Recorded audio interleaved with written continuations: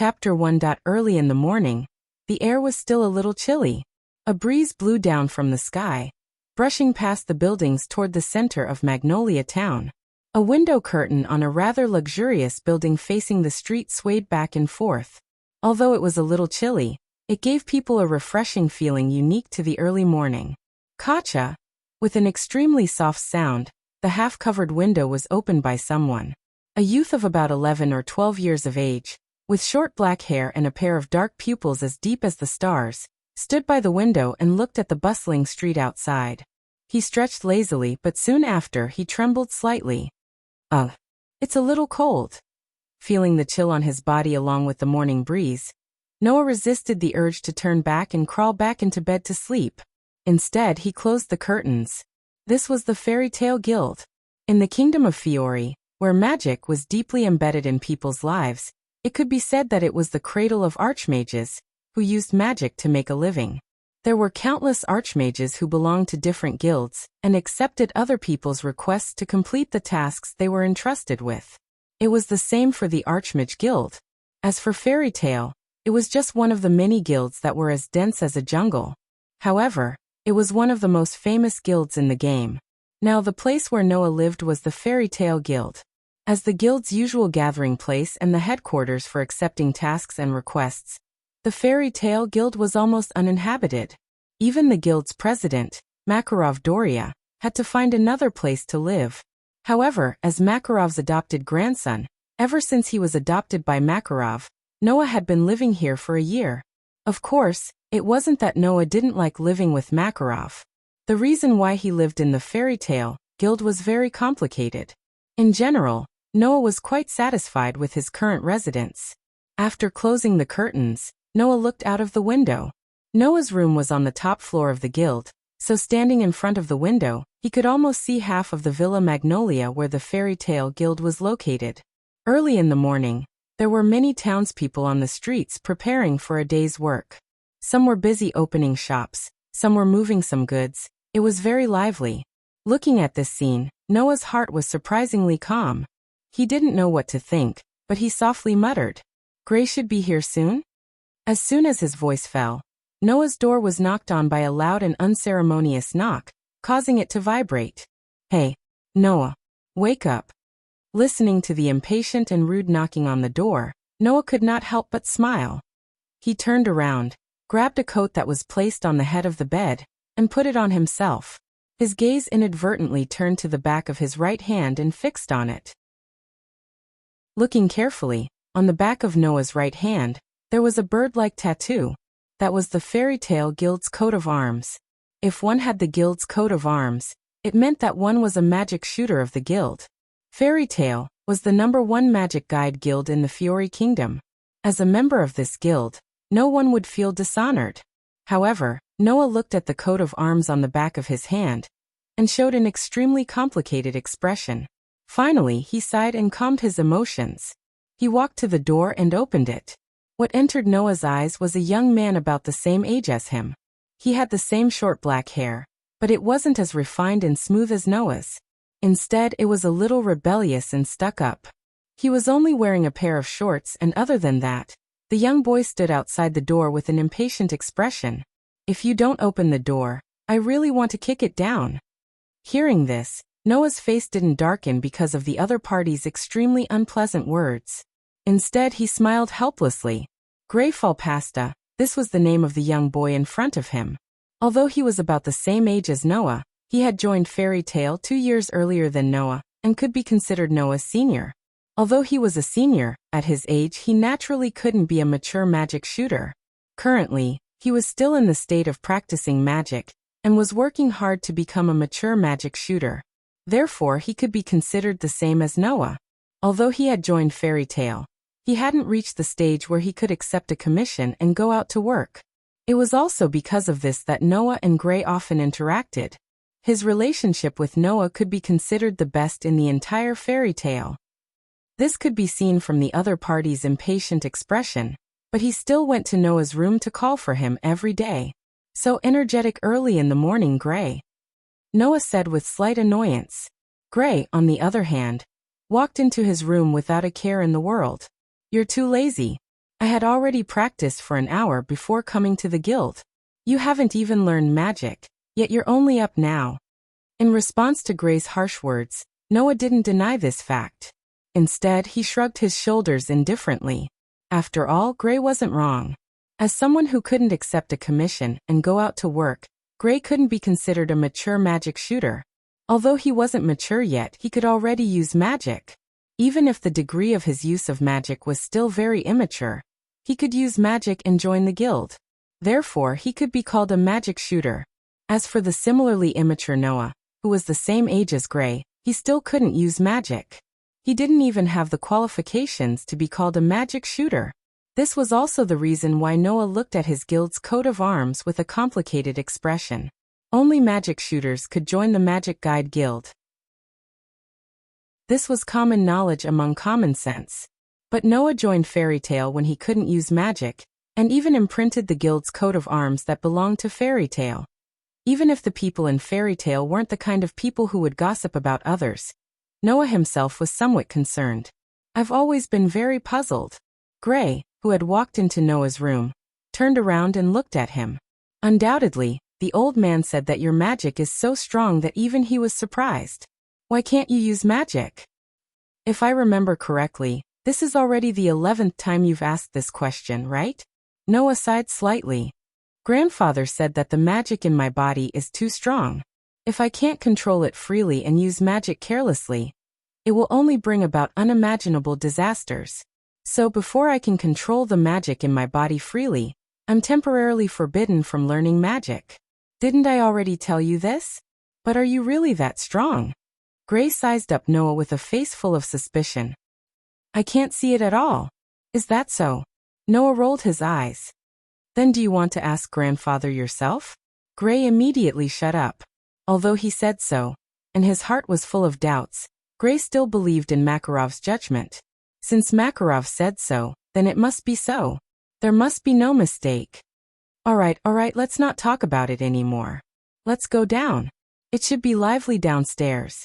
Noah smiled and nodded, and walked downstairs with Gray. Chapter 2. The Fairy Tale Guild had a total of 3 floors.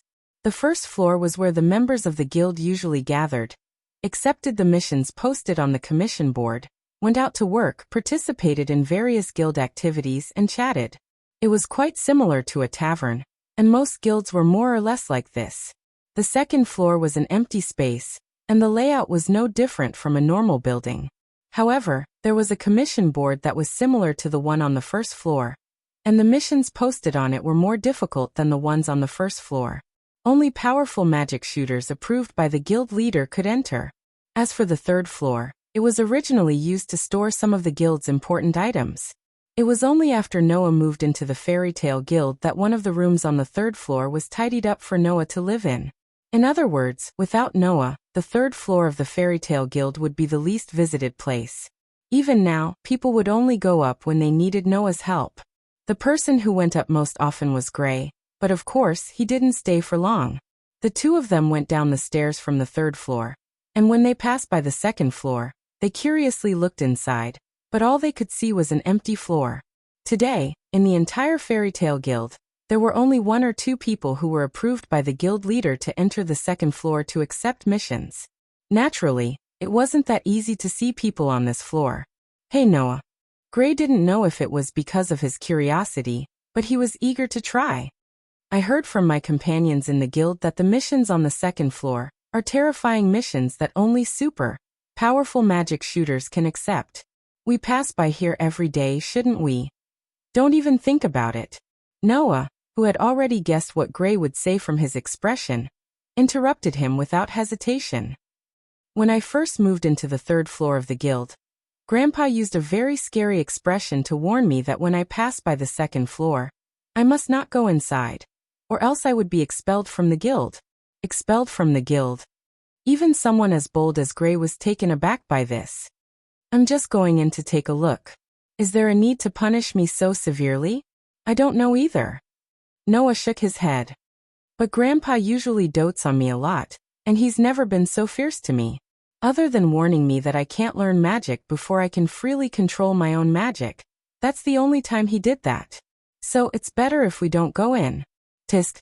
Gray pursed his lips, but the eagerness on his face had completely disappeared. Even if I can't go in now, sooner or later, I will.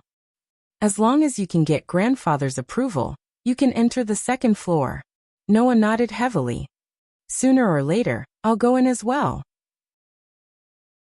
An immature magic shooter who was still in the state of practicing magic, and an inexperienced magic shooter, who didn't even know a single spell, made a promise to each other at this time that even outstanding magic shooters wouldn't dare to make easily.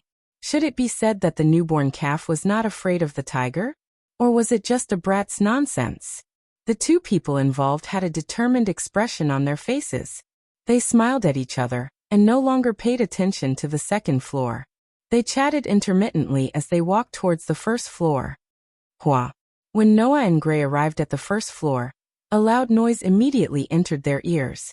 At this time, the sun had just risen, but there were already a lot of magic shooters who had come to the guild, Fairy Tale. Some of them were sitting in front of wooden tables, drinking and bragging, while others were walking towards the commission board, ready to accept missions and go out to work. As the grandson of the guild leader of Fairy Tale, and having lived in the guild for a year, the people in the guild were already very familiar with Noah. Once they saw Noah coming down from upstairs, they all greeted him. Yo, Noah. You're finally up? You're a bit later than usual today. Don't tell me you wet the bed. Ha ha. Facing the teasing of his companions in the guild, Noah had a helpless expression on his face, but he also started to respond. He liked this lively atmosphere that gave him a sense of closeness. Otherwise, he wouldn't have chosen to live in the guild. However, Noah could calmly respond to the people in the guild, but that didn't mean that Gray could do the same. Hey, you guys. Don't you see me? Gray jumped out and pointed at everyone in the guild with blue veins on his forehead. Undoubtedly, I'm here too. Why do you only greet Noah every time? Hearing this, the guild members burst into laughter. Before that, Gray, go put on some clothes first. Oh, Gray just realized that he was only wearing a pair of shorts. Seeing this, Noah couldn't help but laugh out loud. Although they were playmates of the same age, and as a child who was only 11 or 12 years old, being able to use magic at this age was already very impressive. However, Gray had a hobby that made others unable to restrain their laughter: exhibitionism. Therefore, Gray would often unknowingly run around naked. This was also the reason why Noah was so indifferent when he saw Gray dressed like this. Just as everyone in the guild was messing around with Gray, Noah's gaze couldn't help but turn towards a wooden table in the corner of the guild. There was a young girl who was about the same age as Noah and Gray. She was a little girl who didn't fit in with the lively atmosphere in the guild. The young girl had a head of bright red hair. Although her small face was very young, it was very delicate and very cute. However, it was this very cute young girl who not only wore an ice-cold armor that didn't match her appearance, but also had a medical eye patch over one of her eyes. She sat there alone and didn't speak to anyone, as if she was deliberately isolating herself from the people around her as she ate silently. The young girl's name was Alusha Shakalito. Noah didn't know much about this young girl named Alusha. He only knew that she joined Fairy's Tale after he joined. However, after joining Fairy's Tale, Alusha had always maintained this state. She didn't speak to anyone and didn't interact with anyone at all. Other than the few times she talked to the guild leader, Makarov, she didn't interact with anyone else. This was a young girl with a story. This was Noah's first impression of Alusha, and his only impression of her so far. Looking at the young girl sitting there silently eating, she didn't seem to be the lively scene of the guild at all. Noah hesitated for a moment before walking towards the direction of the guild's bar that provided wine and food. While Alusha was silently eating, a hand suddenly appeared in front of her and placed a plate of cheesecake in front of her before disappearing. Alusha frowned slightly and raised her head to look in front of her. In the end, she could only see a figure of about the same size as her. However, it seemed to be very broad and thick as it walked towards the guild's entrance. Then, it walked straight out of the guild and disappeared from her sight. Alusha stared blankly at the guild's entrance and blankly looked at the cheesecake in front of her. After a while, she reached out with the fork in her hand and cut a small piece of the cheesecake and put it into her mouth. After a long time, a sound that only Alusha could hear came out from her mouth. So sweet. Chapter 3. Not far from the fairy tale guild, at the edge of Villa Magnolia, there were a lot of mountainous forests. These mountainous forests were not ordinary places. They were really dangerous places for ordinary people. In these mountainous forests, there were many medicinal herbs with special effects. As long as an ordinary person could obtain one or two of them, it was possible for them to become rich. However, no ordinary person dared to enter these places recklessly to pick medicinal herbs. The reason was very simple. In this place, other than the various herbs with strange effects, there were also some ferocious magical creatures. They were not wild beasts, but real magical creatures. A year ago, Noah encountered a terrifying giant wolf that was at least 2 meters tall. It was a magical creature that ordinary people could not deal with. Only those magic shooters who had magic could enter and leave at will. As the leading magic guide guild in the entire Fiori Kingdom, Fairy Tale was built so close to these dangerous places. Naturally, there would be many members of the guild who would frequently enter these places, either to pick herbs or to hunt down magical creatures that ordinary people could not deal with or to complete some missions. Although Noah was still young, ever since he was adopted by Makarov and joined Fairy Tale, he had entered these dangerous places at least 10 times under the leadership of Makarov or some of the magic shooters in the guild. He did not dare to say that he knew the environment like the back of his hand, but as long as he did not go too deep, he would not become a headless fly that would wander around aimlessly. In the past, he had entered these dangerous places under the leadership of Makarov or some of the magic shooters in the guild. Now that he was alone and had not learned magic, Noah naturally did not dare to go too deep. When he reached a small river at the edge of a forest, he stopped and did not move forward. Phew! Gently exhaling a breath of white air, Noah put his hand into his pocket and took out thumb-sized beads. If one looked carefully, they would discover that these thumb-sized beads had a layer of fluorescence that was hard to detect with the naked eye. After taking out a large number of beads from his pocket, Noah did not hesitate, and threw all the beads in his hand into the sky. Swish swish. A moment later, a large number of beads that covered Noah's vision fell from the sky like a torrential rain. Looking at the beads that poured down like a torrential rain, Noah reflexively took a step back. Then, with a move of his mind, an extremely vigorous energy turned into a substantial light and burst out from Noah's small body like a storm. Wow. A vigorous energy rippled out like a storm and swept towards the pearls that were falling from the sky. It was like a gentle palm that gently lifted the pearls that were falling from the sky. However, when the first bead, which was only the size of a thumb, was lifted, Noah felt a slight burden. It was as if a sandbag was suddenly pressed on his shoulder, causing his heart to tremble. However, Noah had already experienced this kind of burden countless times in the 1 year that he had joined Fairy Tale. Naturally, he would not panic because of this. Instead, he calmed down a lot. The mana in his body surged out continuously, bringing about a low vibration sound. He used pure mana to lift the beads that were falling from the sky, allowing them to float beside him. 1 bead, 2 beads, 3 beads. For beads, as the number of beads being lifted increased, Noah's expression gradually turned grave. He furrowed his brows slightly, and even the muscles on his body tensed up a lot. The mana that was surging out of his body became more and more violent, and it was as terrifying as a storm. If there was a magic shooter here and felt the mana that was surging out of Noah's body, he would definitely be shocked. Because the mana that was surging out of Noah's body was already more than a dozen times stronger than that of an ordinary magic shooter. This level of mana, even if placed in the Fairy's Tale, which was full of outstanding magic shooters, it could be ranked in the top 3. And under such circumstances, Noah was still constantly releasing his mana, making it stronger and stronger.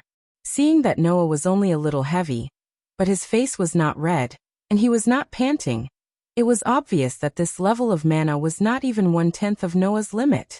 Using this level of mana, let alone lifting up some thumb-sized beads, it was more than enough to lift up a huge rock that was as tall as a person. However, when Noah used his own mana to lift up the 111th bead, that bead only paused in the air for a moment, and then it penetrated the mana that was holding it up without slowing down and fell to the ground. The fall of this bead seemed to have caused a chain reaction, causing more and more beads to penetrate the mana that was holding it up. Some of the beads were directly bounced off the moment they came into contact with the mana, scattering in all directions. Dong dong dong dong. Suddenly, the beads fell to the ground one after another, making a sound that only stopped after a long time. Phew. Exhaling once again, Noah looked at the beads floating around him. After counting them, his brows immediately relaxed, and he excitedly clenched his fist. 133 beads. 25 more beads than yesterday. My control of mana is getting better and better. Yes, everything Noah did was just to train his control of mana. These thumb-sized beads were not ordinary beads, but some magic tools that were extremely sensitive to the strength of mana. Each bead here had a different degree of repulsion to mana. If the same degree of mana was applied to these beads, the beads would be able to float in the air. If the applied mana was greater than the repulsion of the beads would be bounced off. Conversely, if the applied mana was less than the repulsion of the repulsion of the beads would directly disperse the mana, and the beads would fall. In other words, if Noah wanted to make the beads that he sprinkled into the sky float, not only did he have to determine the repulsive force of each bead when his mana came into contact with the beads, but he also had to make the strength of the mana released on the beads equal to the repulsive force of the beads in this short moment. Only then could the beads float. Relying on this training method, Noah's control of mana had improved to a shocking degree in a whole year. Such control of mana was superb for controlling mana that was more than 10 times stronger than the average magic shooter. But when it came to controlling the mana in Noah's body that even Makarov was shocked by, it was only at a level that was just right. At least, Noah's control of his own mana had reached a passing level not long ago, so that the mana in his body would not go out of control and go berserk. It must be known that in this year, Noah had many experiences of being too emotional, and causing the mana in his body to go berserk, almost destroying the entire fairy tale guild. Or rather, if not for Makarov, the fairy tale guild would have to be rebuilt many times. At the thought of this, Noah's excitement of having taken a big step forward in his control of magic power also decreased a lot. He picked up the beads on the ground and continued to train his control of magic power. Noah was looking forward to it. He was looking forward to the day when he could freely control his own mana. When that happened, Noah could start to come into contact with magic and walk towards the path of becoming a magic shooter. But Noah did not notice that not far away, a short old man had been watching him while he was tirelessly training his control of mana. Chapter 4. The next morning, dong dong dong dong. Noah, who was still asleep, was suddenly awakened by a series of loud knocks on his door. Before he could react, he heard Gray's voice. "Hey, Noah. Are you awake?" Noah couldn't help but frown as he looked at the door that was constantly shaking from the knocks. Gray wasn't the kind of person who would consider not disturbing someone's sleep. Usually, he would knock on the door rudely when he came to wake Noah up. However, Noah felt that today, Gray not only knocked harder, but his tone also sounded anxious. Could it be that something had happened? Just as this question appeared in Noah's mind, Gray's voice outside the door gave him the answer. "You bastard. Now is not the time to sleep. It's very lively downstairs. Hurry up and get up." Noah, who hurried downstairs with Gray, had just arrived on the first floor when he realized that the situation in the guild was different from usual. It was still lively, but the members of the guild had gathered around the mission board where the mission list was posted. The front of the mission board was so crowded that not even a drop of water could trickle through. Is it this mission again? The client must have worked hard. Undoubtedly, this mission is very unpopular. That's not the case. Look, after the mission is completed, the reward will be much higher than before, right? That's true. In addition to these discussions at the bar of the guild, there was an old man who was as short as a child and had a walking stick in his hand. He was dressed like a clown, and he looked very old. He was sitting cross-legged at the bar, casually drinking his wine. He was in stark contrast to the members of the guild. However, looking at the short old man sitting cross-legged at the bar, Noah revealed a look of joy. "Grandfather." This person was none other than the guild leader of Fairy Tale, Makarov Dole. Makarov paused for a moment and turned his gaze to the staircase. He saw Noah standing there with a peaceful expression on his face. He smiled so widely that his eyes narrowed. "It's Noah? Are you up?" "Grandpa." Noah ran to Makarov. "You haven't been in the guild for days. It's just a gathering with a few good friends. Don't worry." Makarov rubbed his head and laughed. "I'm so sorry, old man." Gray also came to Noah's side, but looked in the direction of the extraordinarily lively commission column and asked curiously, "What's going on? Why does everyone seem to be making a ruckus? Let them have their fun." Makarov glanced at the commission board and continued to drink his wine. "Anyway, you'll find out soon enough. I'm afraid it'll take a long time for everyone in the guild to calm down." Noah said helplessly. "So, grandfather, you should explain yourself first." "You're right." Makarov, who knew how noisy his guild members were, knocked his head helplessly. He jumped down from the bar and walked toward the commission board. "All right. Everyone, quiet down." As soon as Makarov's voice fell, the noisy guild immediately fell silent. The guild members in front of the commission board consciously moved aside and made a path for Makarov to pass. When he reached the commission board, Makarov turned around and faced everyone in the guild. He raised the cane in his hand and pointed at an unusually eye-catching commission notice in the middle of the commission board. Noah, who had good eyesight, clearly saw the words on the commission notice and read it out loud. "Ritual Lake?" Just as he read it out loud, Noah saw Gray show a look of realization and immediately asked, "What is Ritual Lake?" "You don't know?" Gray was startled at first, then nodded. "That's right, you've only been in Fairy Tale for a year." "What's wrong?" Noah asked curiously. Could it be that everyone is so noisy because of this Ritual Lake? Ritual Lake is a very famous wishing lake.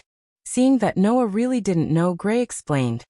According to legend, if you make a wish in this Ritual Lake, under the witness of the Ritual Lake, the lake spirit will fulfill the wish of the person who made the wish and make the person's dream come true. Dream come true. Noah suddenly lost most of his interest. Just from the sound of it, you know it's impossible, right?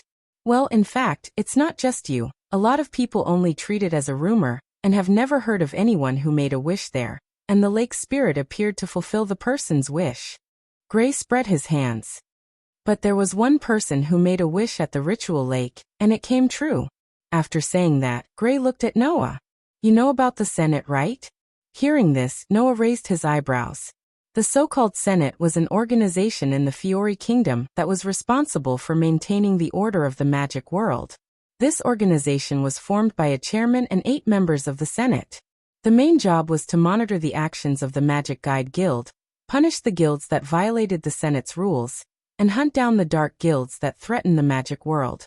In the Fiori Kingdom, only guilds that were recognized by the Senate could be considered as official guilds, and the Magic Guide Guild that was recognized by the Senate had to abide by the rules set by the Senate. Otherwise, it would be forcefully disbanded. It was equivalent to the supervisor of all the official guilds in the Fiori Kingdom.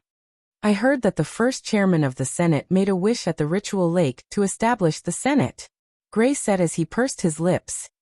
Although it's all thanks to the chairman's outstanding means that he was able to establish the council. Ever since the chairman made a wish to establish the council at the Ritual Lake and successfully established the council, the Ritual Lake has become the sacred ground of the council. Coincidentally, the Ritual Lake is a very special lake. Once a large amount of mana is injected into it, the lake will start to glow. Gray looked at Noah, who seemed to be deep in thought. Therefore, unknowingly, there was a rumor in the Senate that if the Ritual Lake was not allowed to glow, the original wish to establish the Senate would fail and the Senate would be disbanded. Therefore, every year the Senate would send out a commission to a famous guild to inject mana into the Ritual Lake. So, that's the commission sent out by the Senate. Noah looked at the commission in the middle of the commission board and asked doubtfully, "But why does everyone look like they don't like this commission?" Because in order to make the Ritual Lake glow, an unusually large amount of mana needs to be injected. At least dozens of magic shooters are required to complete the task. But in this way, the commission's reward has to be divided into dozens of portions, so the amount that everyone gets is pitifully small. Gray folded his arms. Even if the Senate sent out a commission with such a pitifully small reward, who would want to accept it? But those bastards in the Senate requested that the guild that receives the commission to complete the task within a month. And this year, it's our fairy tale's turn to receive this commission. Makarov, who was standing in front of the commission board, complained. Although I really want to reject it, those fellows will definitely use this opportunity to trip me up. So, it's better to quickly finish this mission. Hearing Makarov's words, the guild members looked at each other in dismay. Finish the mission. The reward is so low, who would want to do it? That's right. Facing the whispers of the guild members, Makarov was not surprised. He tapped the crutch in his hand and said, "You don't have to worry about this, I've already decided." Saying this, Makarov raised his head and looked straight at Noah, who was standing in front of the bar counter. "Noah, you'll be the one to complete this mission." Chapter 5. Noah, you'll be the one to complete this mission. When this sentence reverberated throughout the entire fairy tale guild, there was a sudden silence. Everyone's gazes were focused on Noah. Their eyes and faces were filled with astonishment. Not to mention the magic shooters in the guild. Even Noah himself was stunned for a moment, and he exclaimed in shock. "Me? Grandpa, are you kidding me?" Even Gray almost jumped up from his seat. Noah doesn't even know how to use a single spell. How can Noah complete a mission that requires dozens of magic shooters? Since I've said it, then it can't be a joke. Makarov met Noah's astonished gaze and closed his eyes. The main problem with this mission is that the amount of mana needed to inject into the ritual lake is too large.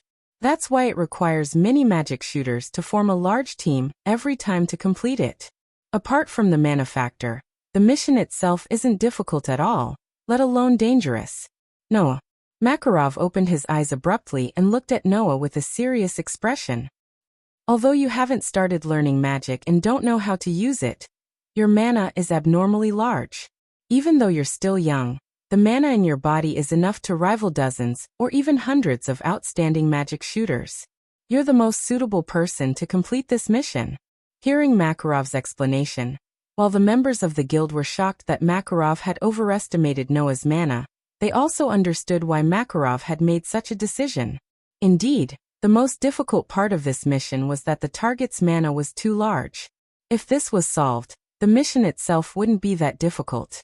Now that Noah could solve the biggest problem of mana alone, this mission didn't require dozens of magic shooters to be dispatched at the same time. Naturally, the reward didn't need to be divided so much. Thus, this mission that was originally the most unpopular suddenly became the most popular.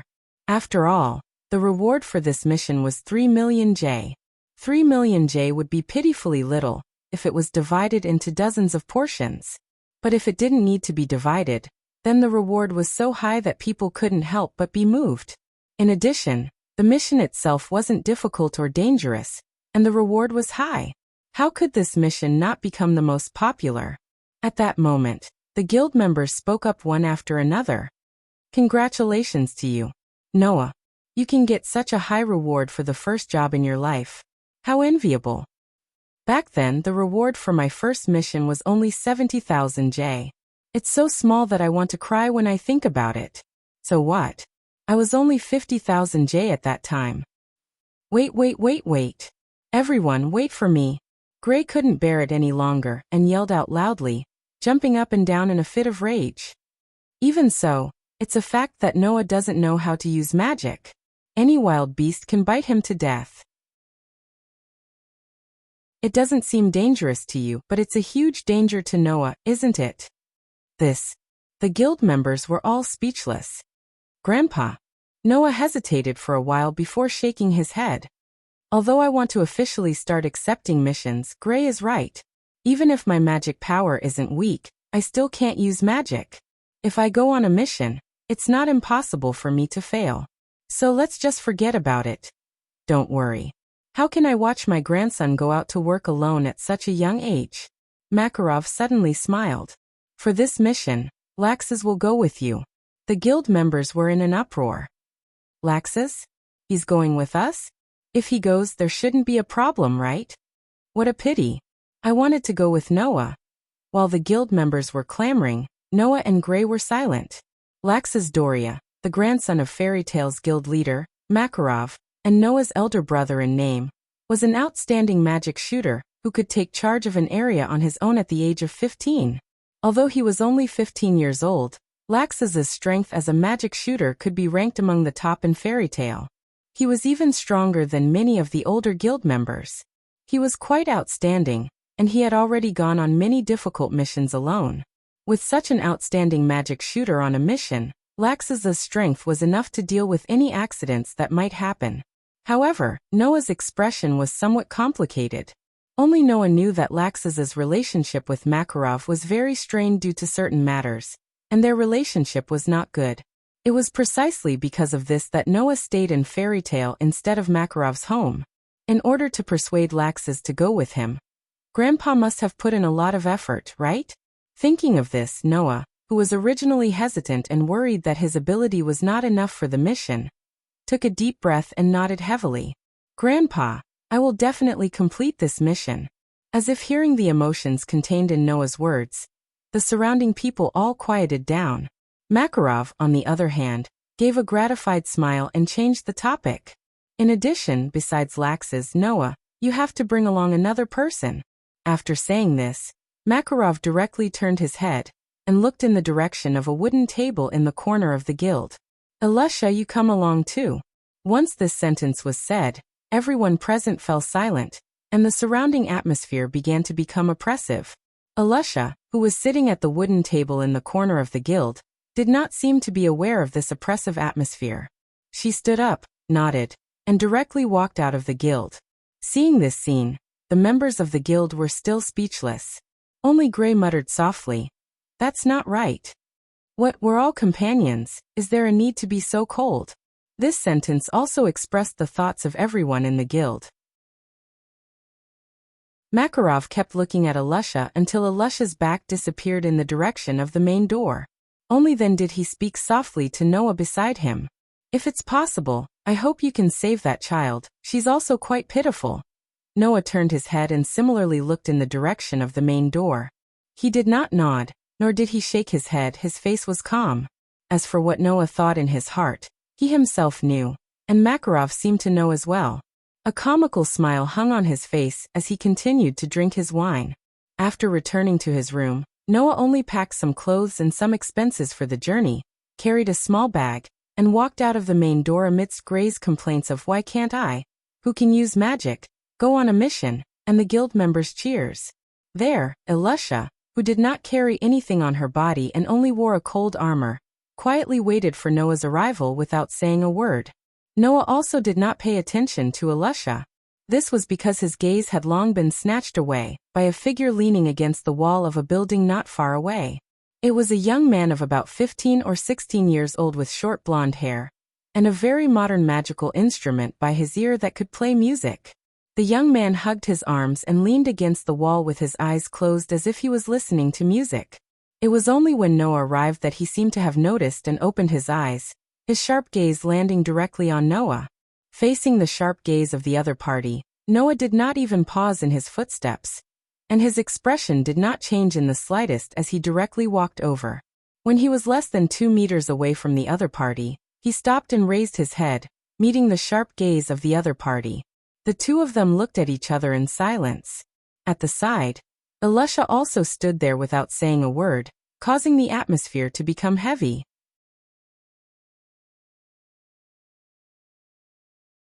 Chapter 6. Relying on the advantage of his height. The gaze of the young man who was looking down at Noah from above became more and more ferocious, causing the atmosphere to become heavier and heavier. It even gave people the feeling that they were ready to draw their swords at any moment. "It's really been a long time. We haven't seen each other for an entire year since I moved into the Fairy Tale Guild, right?" Noah nodded calmly. "Brother Laxus, you're still the same as before. Don't joke around, I'm much stronger than before." Laxus put down the arms in front of her, took a step forward, leaned down, and put her head directly next to Noah's ear, and laughed in a deep voice. You, on the other hand, are still the same as you were a year ago. Undoubtedly, you have a magical ability that even surprised that old man, but because of one sentence from him, you didn't dare to learn magic. That's all you've got, coward. Oh, not only was Noah not angry, he even revealed a trace of a smile. Do you really want me to learn magic? As soon as Noah's voice fell, Laxus suddenly reached out his hand and wrapped it around Noah's neck. He tightened his grip, pulling Noah close to himself. Seeing this, even Alusha couldn't help but frown. Alusha didn't want to interact with anyone, even if they were in the same guild. However, that didn't mean that Alusha could remain indifferent to the internal strife of people in the same guild. Of course, she couldn't remain indifferent, but Alusha had no intention of interfering at all. She still stood quietly by herself. Although Laxus's entire body was emitting a dangerous aura, giving off the feeling that he could attack at any time, Alusha didn't feel any real hostility from him.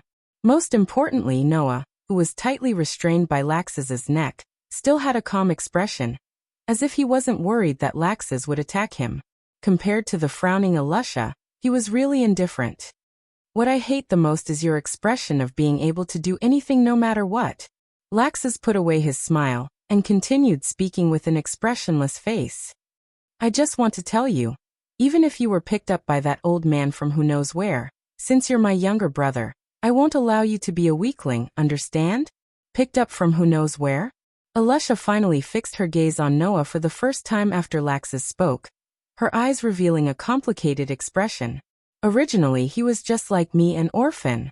Noah, who didn't know that Alusha's state of mind had changed, let out a sneer at Laxus's words for the first time. You speak as if you're strong, but compared to grandfather, you're still far from being strong. Laxus's face darkened, but it was quickly replaced by an unruly smile. That's only temporary. Sooner or later, I'll trample that old man under my feet. And Laxus laughed maniacally. Even now, I can still crush you with one hand, my younger brother. After saying this, Laxus seemed to have lost interest in continuing the conversation. He let go of Noah, glanced at Alusha, and snorted coldly. That old man actually wants me to be the nanny of two brats who don't even know how to walk. Undoubtedly, these kinds of weaklings should just be thrown to the side. Fairy's tale is not a nursery. Laxus used such cruel words on the wrong person. There were two young boys and girls of the same age. One had a calm expression as usual, while the other didn't even lift her eyelids. They were unusually cold, and this made Laxus feel bored, so he turned around and left. Hurry up and finish this boring quest for me. Noah and Alusha still didn't pay attention to Laxus. They followed behind Laxus and walked towards the exit of Villa Magnolia. On the way from Villa Magnolia to the ritual lake, even if they took the train, they would still need to pass through at least 4 towns. It would take them an entire day to reach their destination. Ever since he met Makarov, was adopted by Makarov, and joined Fairy's Tale, Noah usually walked around Villa Magnolia. This was his first time going out so far. Even though Noah had already studied the route to the ritual lake, and even studied the map, it was still unknown if the station staff would allow an 11-year-old child to take the train. Therefore, Noah and Alusha only followed Laxus. They got on the train under Lax's lead, and then they took the train for an entire day before arriving at the ritual lake. It was worth mentioning that along the way, Noah, Alusha, and Laxus didn't even talk to each other. However, Laxus paid for the train tickets and 3 meals. Of course, Laxus didn't care about this small amount of money, and he wouldn't care about it just because he had 2 annoying teammates. The 3 of them only got off the train when the sky turned dark. Sorry. As soon as they got off the train, a middle-aged man wearing a formal suit walked out from the crowd. He glanced at the Fairy's Tale guild emblem on the back of Noah's right hand and Alusha's armor. He then asked in a tone that was neither servile nor overbearing, I'm the person sent by the council to be in charge of the mission to inject mana into the ritual lake. The 3 of you must be the magic shooters from Fairy's Tale. Right? Council? Laxus sized up the middle-aged man for a second before looking away. Then lead the way. Hearing this, the middle-aged man furrowed his brows. Don't we need to wait for the others from the other guilds? Others? Laxus understood the middle-aged man's meaning and grinned. There's no one else, just the three of us. 3 people. The middle-aged man showed a stunned expression. Although the middle-aged man wasn't a magic shooter, since the council sent him to be in charge of the mission to inject mana into the ritual lake, it was impossible that he didn't know anything about the ritual lake. Of course, the middle-aged man also knew that every year, the guilds that came to carry out the mission had to send at least 10 magic shooters to form a large team to inject mana into the ritual lake. Only then could the ritual lake be activated and glow. But now the other party said that only the 3 of them came? The middle-aged man's first reaction was disbelief, but then he remembered the rumors about Fairy's Tale. Although Fairy's Tale was the strongest magic guide guild in the Fiori Kingdom, the council didn't like them. The reason was simple. The guild master of Fairy's Tale, Makarov, advocated for the members of the guild to follow the path in their hearts and walk the path of magic that belonged to them. For this reason, he publicly announced to the guild members that even if it was the council's words, they didn't need to pay attention to it. Such actions in the eyes of Fairy's Tale were free and casual, but in the eyes of the council, it was indulgence. Naturally, they didn't like such a guild. Could it be that the other party didn't care about the council's mission this time? The middle-aged man's brows furrowed even tighter.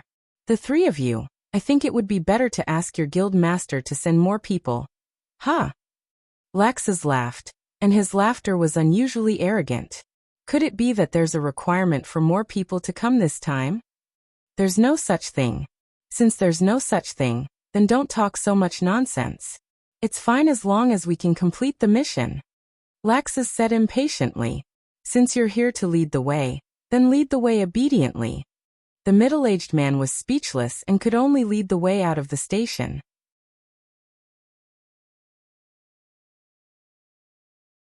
Chapter 7. The night was getting darker.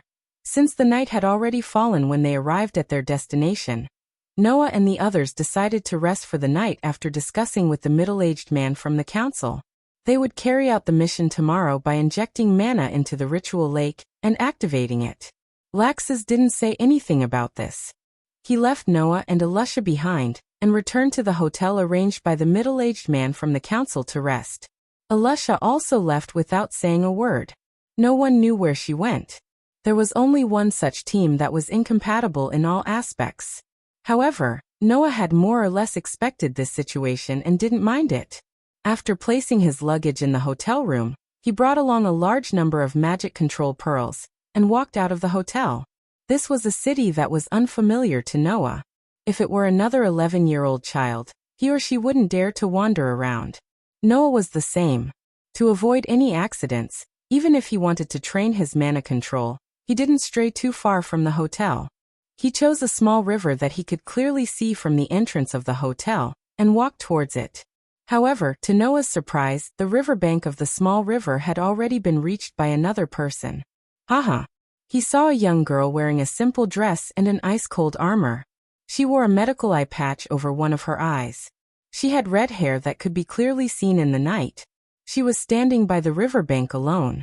She was holding a knight's sword that had a short blade that matched her figure. She was waving it with a stern expression on her face. Alusha. Looking at the red-haired girl who was wielding her knight's sword, Noah was startled at first. Then he remained silent and walked towards the bank of the river, a distance away from Alusha. Alusha, who was wielding her knight's sword, naturally saw Noah's arrival. She stared blankly at him as he walked towards the bank of the river, grabbed a handful of beads, and scattered them into the sky. Before Alusha could react, an extremely powerful mana suddenly emerged from Noah's body. Like a rolling airflow, it carried specks of fluorescent light and swayed towards the beads that were scattered into the sky. In the next moment, many beads were covered by the mana and floated around Noah. However, some of them fell to the ground and some were bounced away. Alusha didn't know what Noah was doing. However, she clearly felt the mana that emerged from Noah's body that was countless times stronger than hers. Instantly, her heart was filled with shock and astonishment. At this moment, Alusha recalled the comments that Makarov and Laxus made about Noah in the morning. He doesn't know magic, but possesses a mana so powerful that even the chairman is shocked. Alusha frowned slightly. She couldn't help but recall the scene of Noah leaving behind a cheesecake for her, and leaving without saying anything. Alusha subconsciously put away the knight's sword that she had wielded countless times, and walked towards Noah involuntarily. Noah, who was still persevering in training his mana control, heard such an awe-inspiring voice from behind him at a certain moment. With such powerful mana, why don't you learn magic? The mana that emerged from Noah's body paused for a moment before slowly retreating back into Noah's body. The orbs floating around Noah all fell to the ground with a series of clattering sounds. Noah turned his head and looked at Alusha, who was standing behind him. She held a knight's sword in her hand and stared at him with only one exposed eye. However, there wasn't a trace of emotion in her eyes. He shook his head and responded to Alusha's question. It's because of my powerful mana that Grandpa doesn't allow me to learn magic. The chairman doesn't allow it? Alusha was surprised. Why? I haven't been able to completely control my mana, Noah said in a low voice. Grandpa said that if I use such unstable mana to use magic, once the mana goes berserk, the magic will go berserk as well. When that happens, I will bring disaster to the people around me. After hearing Noah's explanation, Alusha also understood Makarov's intentions. Indeed, with such powerful mana, once Noah learned how to use magic, his strength would definitely not be comparable to an ordinary magic shooter. In that case, once Noah's magic went berserk, it would indeed bring about unimaginable disaster. Alusha, who had such thoughts, did not know that even if he had not learned how to use magic, Noah's mana was strong enough to bring about disaster with just pure mana alone. However, with Makarov's strength, it was more than enough to deal with Noah, who had not learned magic and went berserk. But once Noah learned magic and went berserk, even Makarov did not have the confidence to suppress him. Therefore, Makarov solemnly requested Noah to train until Noah could control his mana well before learning magic. This caused Noah to walk the path of training his mana control for a year. And this year's training only allowed Noah to barely reach a passing level in terms of controlling his mana. One could imagine how powerful the mana in Noah's body was. But Alusha frowned slightly. Your brother seems to disagree with your decision to not learn magic, right? His situation is a bit special. Noah laughed bitterly. Because of some things, he is almost blindly pursuing power now. So in his opinion, my action of giving up power that can be easily obtained must be quite an eyesore, right? Then what about you? Alusha looked closely at Noah. Don't you want to obtain great power? Me. Noah met Alusha's gaze and suddenly smiled. If this power is used to hurt people, I'd rather not have it. Alusha's heart trembled slightly, and her originally emotionless eyes began to fluctuate. Grandpa said that the power of magic is the power of the heart, and also the power of the soul. A person's magic can see the essence of the person's heart and soul. Noah said word by word. So, he hopes that I can use this power to protect the people around me. And he also hopes that I can work hard in this direction. With that, Noah reached out his hand and caressed Alusha's cold cheek under her gaze. He also caressed the delicate little face in front of him, the eye of Alusha that was covered by the medical eye mask. It's the same for you. Even if one of your eyes is covered, don't let your heart be covered. Even if you only have one eye left, please use it to see clearly. The people around you. The gentle words and the warm palm on her cheek made Alusha's completely frozen heart tremble heavily. When she came back to her senses, the person in front of her had already disappeared, and the warmth on her cheek had also disappeared. However, on the ground in front of Alusha, a strawberry cake was placed there. The sweet aroma drilled into the tip of Alusha's nose, causing Alusha to be stunned for a long time without any reaction. The night was still getting darker. The next day, Noah woke up early and changed his clothes. After putting on a jacket, he opened the door of the room, walked out of the hotel room, and walked to the first floor. The first floor of the hotel was similar to an ordinary bar. It was filled with wooden tables. Almost every table had wine on it. Many people had woken up early in the morning. Some of them had even stayed up all night. It was bustling with noise and excitement as they drank. It was very lively. At one of the wooden tables, Laxus sat there, but his feet were directly placed on the table in front of him. He was wearing a magical instrument that played music by his ear. When he saw Noah coming down from upstairs, he pursed his lips and stood up. As he walked, he said the exact same words as when he set off yesterday. "Hurry up and end this boring mission for me." Coincidentally, Elisha also came down from upstairs. Her gaze was fixed on Noah, and she actually nodded at Noah as a greeting, which was rare for her. Noah smiled and walked out of the hotel.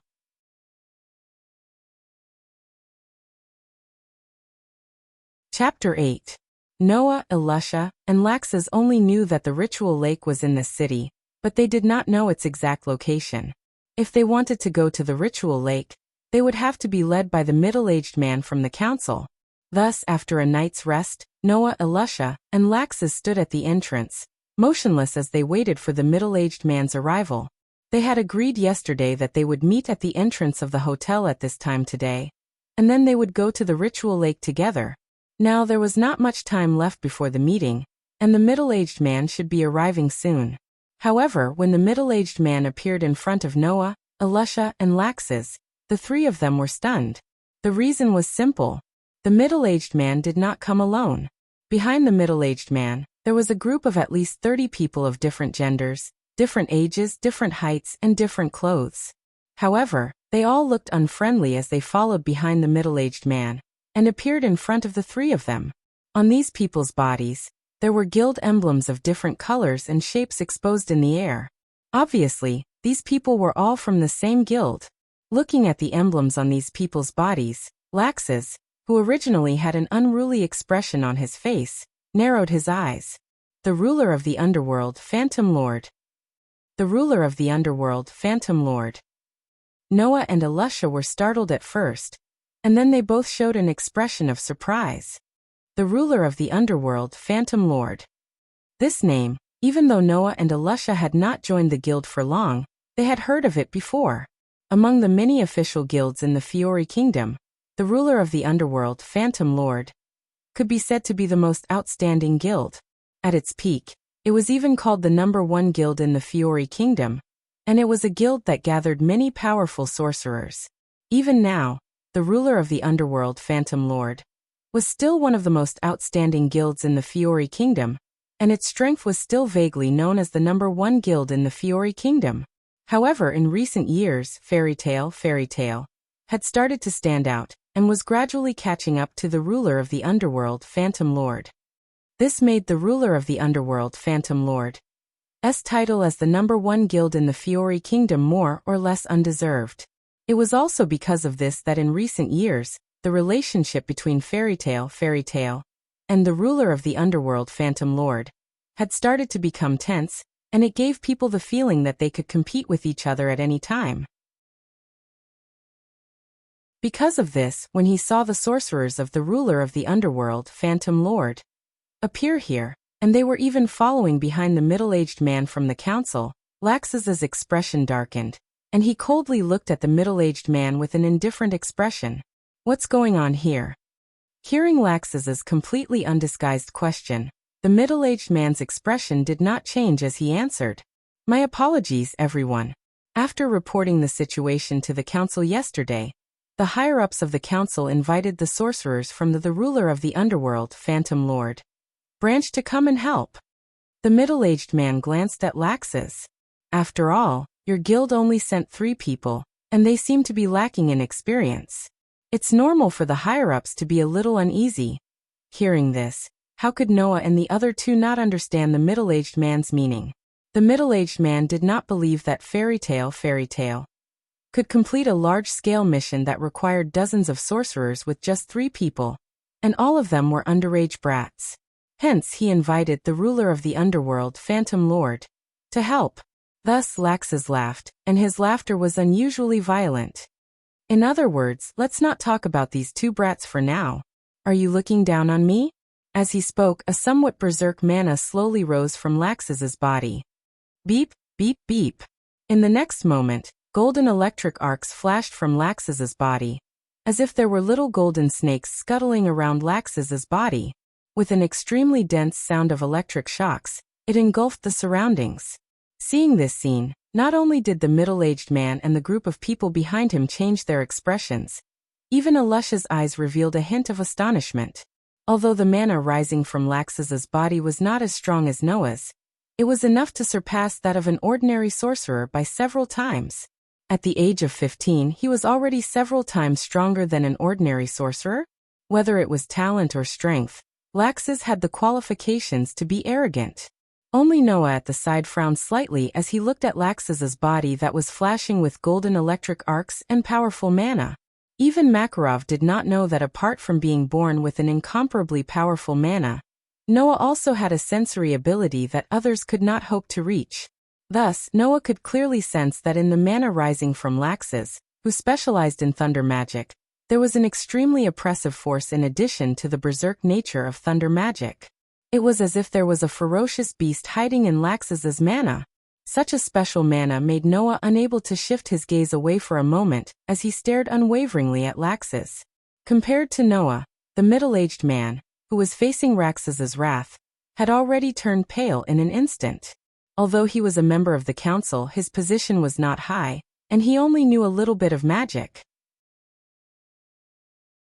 It was difficult for him to even be called a magic shooter. Facing Laxus's abnormally berserk mana was no different from facing a charging chariot. The fear he felt was indescribable to outsiders. Enough. At this time, a person who was obviously the leader of the magic shooters from the Phantom Lord branch took a step forward and looked coldly at Laxus, whose body was surging with electric arcs. Little brat from fairy tale. It's not a wise thing to do to a member of the Senate. A mere member of the Phantom Lord branch wants to stand out? Laxus laughed wildly, the electric arcs on his body becoming even more resplendent. Good, I'll get rid of you as well.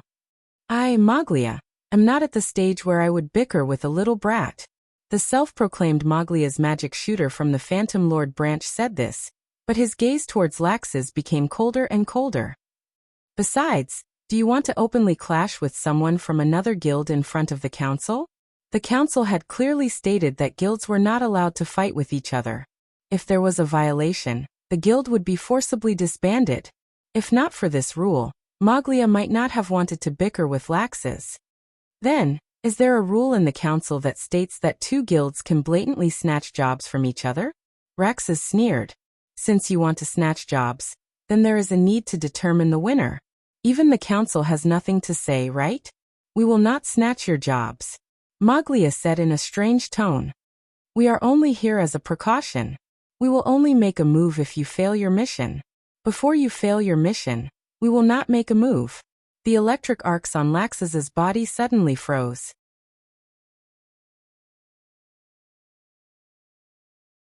Chapter 9. Phantom Lord will only make a move after the fairy tale quest has failed?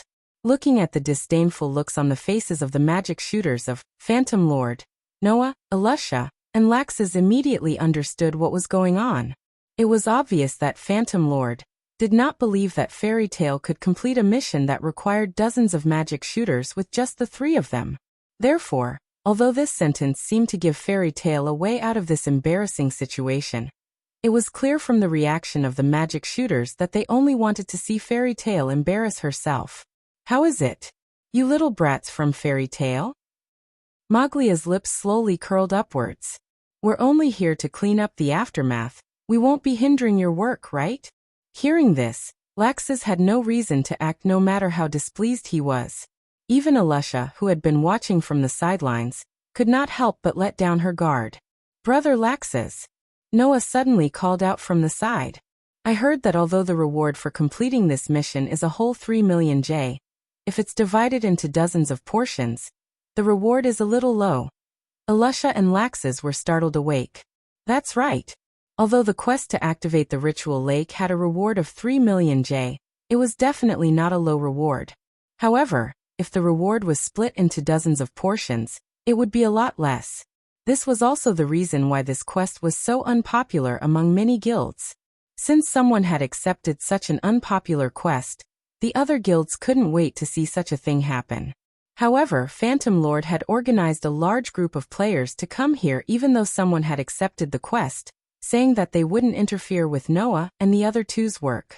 Perhaps it was the exact opposite, The other party had come specifically to hinder Fairy Tale from completing this mission. Realizing this, Alusha and Laxus's faces were about to darken when Noah suddenly laughed again. However, Fairy Tale is only sending out 3 people this time, so this reward is quite a lot for us. We have to do our best to complete this mission. 3 people? Complete it properly?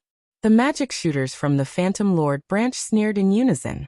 Even Maglia could not help but look at Noah with a faint smile. Then please allow us to assist you from the side, so that we can learn from you. Ha ha ha ha. The magic shooters from the Phantom Lord branch all laughed out loud. Their laughter was filled with contempt, disdain, and ridicule.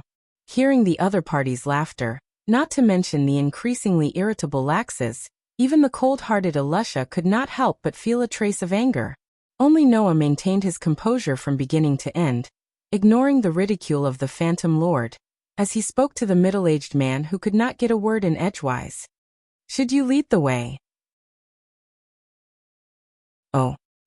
The middle-aged man seemed to have not completely recovered from Laxus's deterrence. His face was still pale, and he nodded blankly. His footsteps were somewhat shaky as he walked in a direction in front. Noah shrugged and immediately followed. Alusha was silent for a while. She wordlessly raised her foot and followed. Laxus stared at Noah's back for a while, then glanced at the magic shooters from the Phantom Lord, and walked forward with a cold expression. The sorcerers from the Phantom Lord branch looked at each other, and continued to mock each other as they followed along with a frivolous attitude. No one noticed that Maglia, like Laxus, had been staring at the small back of Noah who was walking in front. His originally relaxed expression began to disappear. For some reason, Maglia had a very ominous premonition in his heart. Under the guidance of the middle-aged man, the group walked towards the center of the city, while the people in the city pointed and gossiped. Logically speaking, in a city, the closer it was to the center, the more crowded it would be. However, this city was the exact opposite. The closer it was to the center, the fewer people there would be. This was because in the center of the city was the ritual lake, which was regarded as a sacred place by the council. To the council, this lake represented the faith in their hearts. Naturally, to others, this lake was a forbidden area. After all, the council could not just casually let people enter their sacred place, right? Perhaps it was because they had been notified in advance, or perhaps it was because the middle-aged man was leading the way, but along the way, many soldiers with weapons in their hands patrolled the surroundings. Even if they saw the guild emblems of Fairy Tale and Phantom Lord walking in the direction of the ritual lake, they did not step forward to stop them. Under such circumstances, after walking for about 15 minutes, the group of people who were walking in the direction of the ritual lake began to have a wider field of vision. In front of them were no longer the same streets and buildings. Instead, it was as if they had entered a natural park. All around them, flowers and plants began to appear. Not long after, an extremely clear lake with a diameter of more than 100 meters appeared in front of everyone's eyes. Those with sharp eyes could see that on the surface of this extremely clear lake was a stone bridge. The bottom of the bridge sank directly into the water, and the bridge was almost level with the surface of the water. One end of the bridge was connected to the shore, while the other extended to the center of the lake. There was a pavilion there. In the middle of the pavilion, there was a platform with a stone ball the size of a crystal ball. The middle-aged man directly led the members of Fairy Tale and Phantom Lord onto the stone bridge and walked into the pavilion in the center of the lake. They came to the platform where the stone ball was placed and faced everyone. His gaze first timidly circled around Laxus. Then the middle-aged man lowered his head and spoke softly. This is the ceremonial platform of the ritual lake. As long as enough mana is injected into the wishing stone of the ceremonial platform, the ritual lake will be activated. Hearing this, the members of Fairy Tale and Phantom Lord turned their gazes to the platform where the stone ball was placed. In other words, Noah asked, as long as we inject mana into the stone ball, if the mana is enough to activate the ritual lake will glow and our mission will be complete, right? Yes. Yes. Then members of Fairy Tale, it's your turn to make a move. Even though he was inexplicably anxious, Maglia chose to temporarily put it aside and spoke somewhat mockingly to Noah, Alusha, and Laxus. Let's see how Fairy's Tale managed to complete a large-scale quest that requires dozens of sorcerers to work together with just 3 brats. Yes. Hurry up. Phantom Lord. The rest of the sorcerers also began to instigate the Lord of the Underworld. Noah raised his head, a trace of shrewdness flashing across his deep pair of eyes.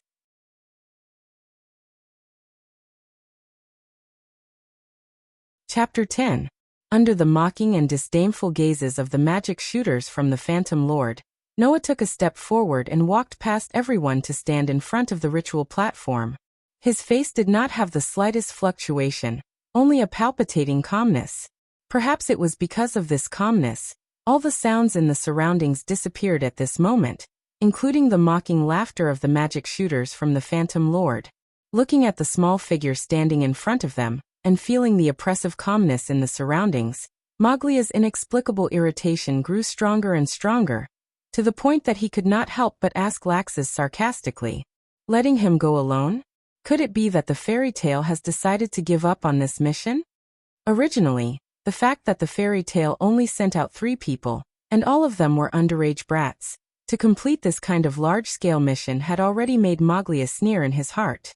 He did not know how many times he had cursed them for being stupid, let alone now that there was only Noah. Laxus glanced sideways at Maglia. The originally gloomy expression on his face had completely disappeared, and he did not even bother to reply. He stared at Noah's back and slowly clenched his fists. Let me see how strong the magic that even the old man is afraid of is. Like Laxus, Alusha was also staring at Noah's back. However, unlike Laxus, Alusha had already seen the strength of Noah's magic. In addition, this mission was basically Noah's main task, and Alusha and Laxus were not so much partners on this mission, but more like bodyguards. Therefore, Alusha did not doubt Noah's ability to complete this mission. Alusha could only wonder if Noah's magic, which she had seen at the riverbank yesterday, was Noah's limit? Everyone present had their own thoughts, but strangely, no one made a sound. Noah, who stood in front of the ritual platform, took in a deep breath, suppressing the undetectable nervousness in his first official mission deep into his heart. Then he reached out his hand. A pair of palms that were much smaller than that of an adult slowly extended to the top of the crystal ball-sized stone ball, on the ritual platform, as though they were pressing down on it. At the next moment, Noah closed his eyes and his mind instantly sank into his body, mobilizing the magical power that was as vast as the ocean.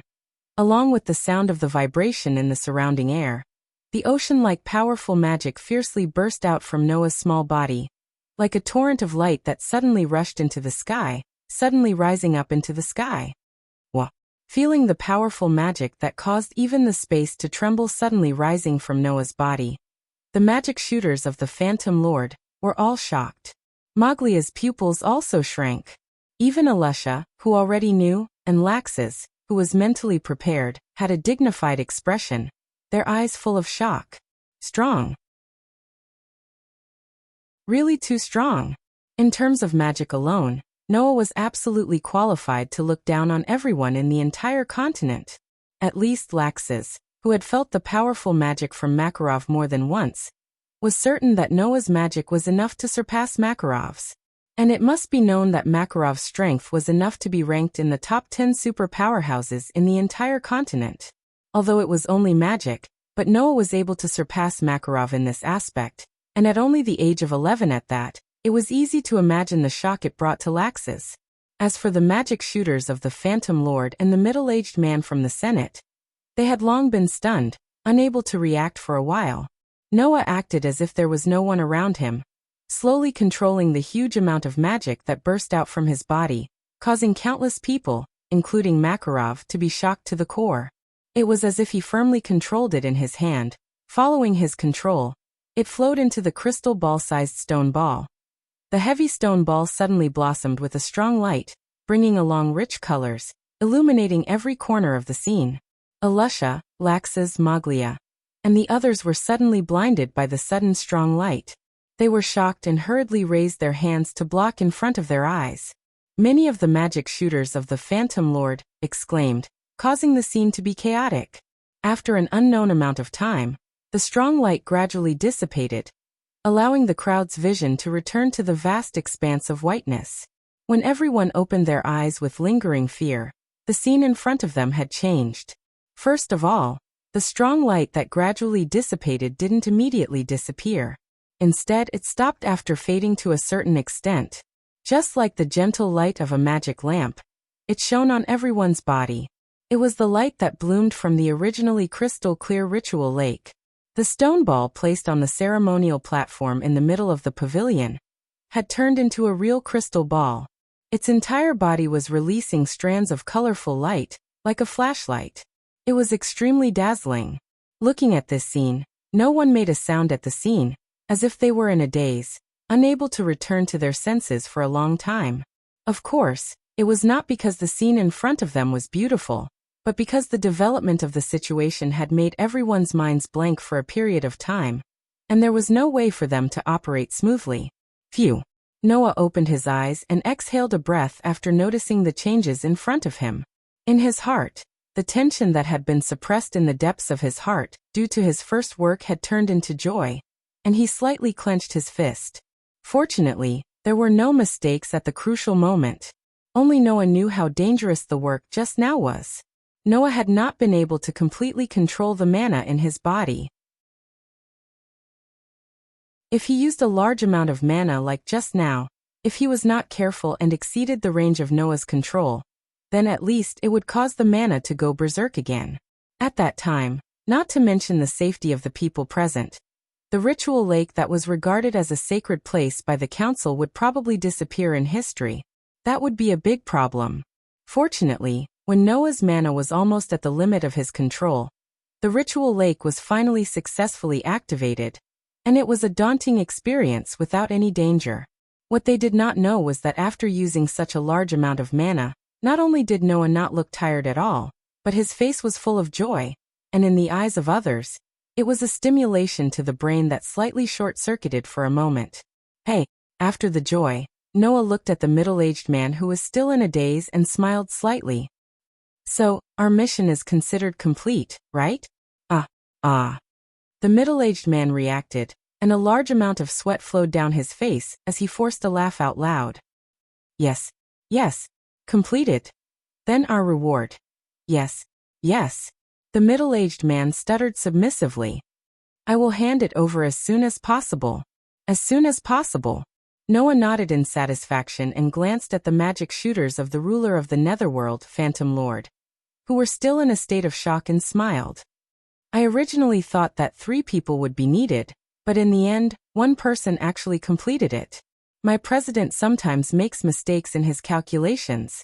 After saying this, Noah walked out of the pavilion without looking back. Ha ha ha ha. Laxus laughed out loud, and Alusha, who was also smiling slightly, followed suit.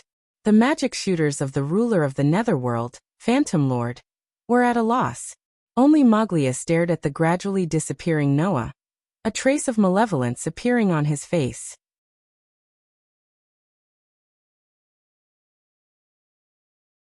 Chapter 11. Juan. You're welcome to come again. With a fake smile on his face and words that couldn't get any more fake, the middle-aged man from the council bowed to Noah, Alusha, and Laxus at the entrance of the hotel. He looked like he wanted to never see Fairy Tale again. Noah, Alusha, and Laxus naturally didn't care about the middle-aged man's pretentiousness. They also knew that the middle-aged man was scared to death by Noah and Laxus. After receiving the 3 million J, they packed their luggage and headed to the train station. However, along the way, Alusha's expression showed that she couldn't get over it. Is it really okay to take a third of the reward? Her face, which was originally very awe-inspiring, was full of entanglement. Alyssa said to Noah, who was beside her, I only came with you. I didn't contribute to the mission this time. I didn't even help at all. Taking a third of the reward is unacceptable. We're all in the same guild. Don't treat me like an outsider. Noah sighed. Since we're working together, it's normal to split the reward equally. It's not like there's a rule stating that those who contribute more will get more rewards. Instead of being unable to get over it, isn't it better to accept it gratefully? Looking at Alusha's expression that was still unable to get over it, it was a stark contrast to Alusha. From the beginning, Laxus had accepted a third of the reward as a matter of course. Noah shrugged and changed the topic. As for the matter of Phantom Lord, I have to tell Grandpa when I get back. Hearing this, Alusha became silent. Laxus's eyes also flashed with a cold light.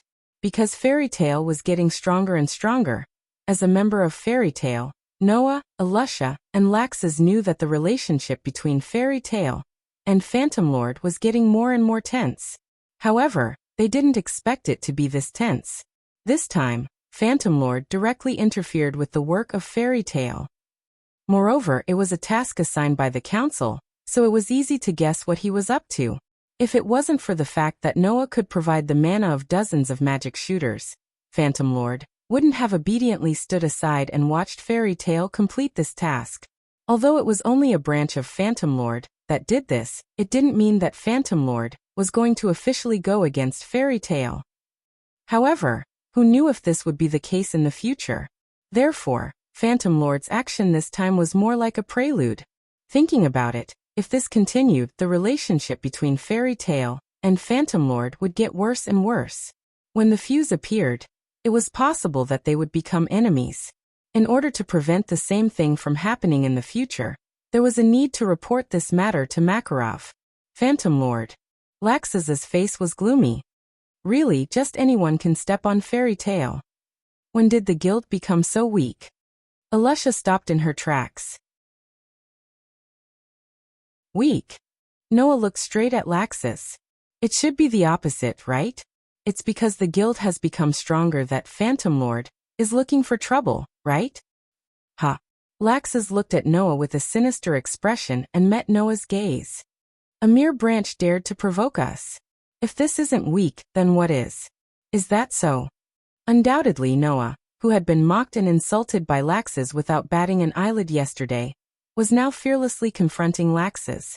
His gaze became sharper than Laxus's, causing Alusha to feel a burst of surprise. Do you think that a guild with your grandfather in it would be weak?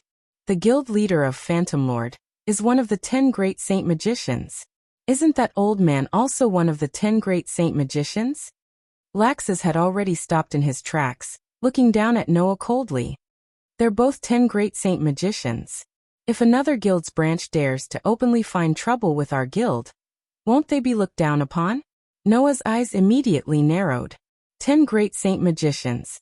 10 great saint magicians who were unanimously recognized as the most outstanding and righteous in the entire continent by the highest authority in the magic world, the Council of Judges. Every one of these 10 great saint magicians possessed unimaginable power. It was said that the battle between the 10 great saint magicians would be like the heavens falling and the earth rending. Just the clash of magic would cause the earth to tremble and the mountains to shake. They were truly monster-level powerhouses. The 10 great saint magicians were also ranked. However, the 10 great saint magicians were not ranked based on their individual battle prowess. There were even people who did not know how to fight at all, but they had reached the pinnacle of a certain field of magic. No one could ignore such an existence. Makarov was one of the 10 great saint magicians. The guild leader of Phantom Lord was also one of the 10 great saint magicians. It was precisely because both guilds had the 10 great saint magicians who were known as the strongest great saint magicians that people thought that Fairy Tale and Phantom Lord were vying for the number 1 guild in the Fiori Kingdom. Fairy Tale is really getting weaker and weaker. It's about to become the cradle of weaklings. Laxus said with some resentment, turning his irritable gaze towards Noah. And you have such powerful magic, but you don't even dare to learn magic. Are you willing to be a weakling? Looking at Lax's irritable eyes that contained traces of disappointment, Noah lowered his head. After a moment of silence, he once again turned his gaze towards Laxus. Magic, I will learn it. Laxus fiercely reached out his hand and grabbed Noah's collar, his face filled with rage as he shouted. Then hurry up. Laxus. Alusha finally couldn't ignore it anymore. She also reached out her hand and grabbed Laxus's arm that was grabbing Noah's collar. Calm down. Let go of Noah. However, Laxus didn't even look at Alusha. After seeing that Noah's extremely sharp gaze had slowly calmed down after he directly made a move on him, anger inexplicably rose in his heart. How long are you going to be a coward? Do you really want me to look down on you? What are you so anxious about? Noah ignored the fact that his body was almost lifted off the ground and said indifferently, "It shouldn't have any effect if I learn magic later, right? But you're making people feel that you're an eyesore." Laxus growled. "You bear the Dole surname, but you don't even have a bit of combat power. Do you know how many people are laughing at you?" Dole's surname. Noah stared into Laxus's eyes. "Does this surname give you a lot of pressure?" Laxus held his breath. Clap, clap, clap, clap. At this moment, a burst of applause entered the ears of Noah, Alusha and Laxus.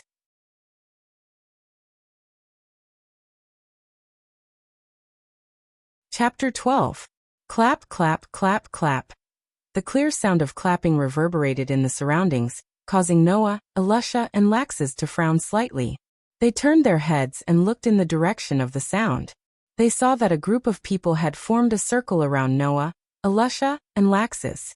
Everyone had a sinister smile on their faces, and their expressions were rather unfriendly. They were none other than the sorcerers of the Phantom Lord. "Although you all seem to be very busy, we still have to disturb you. I'm really sorry." Maglia, who was the leader, clapped his hands while smiling. However, his eyes were emitting a cold light. "So can't we leave our quarrel for later?" "Of course." Maglia narrowed his eyes, and the smile on his face grew wider. "That's only if you have a future." Hearing this and seeing the unfriendly expressions of the magic shooters of the Phantom Lord, Noah, Alusha, and Laxus could guess that they were not friendly even if they were stupid. Laxus calmly loosened his grip on Noah's collar, suppressing the hesitation caused by Noah's words into the depths of his heart. He then spoke to Maglia in a mocking tone. "Looks like some people can't afford to lose. No wonder they can only survive in a small branch." The smile on Maglia's face stiffened, and his expression gradually became restrained. However, his eyes became colder and colder. "You can still maintain your composure in this situation. You really are Makarov's grandson." "What Makarov's grandson?"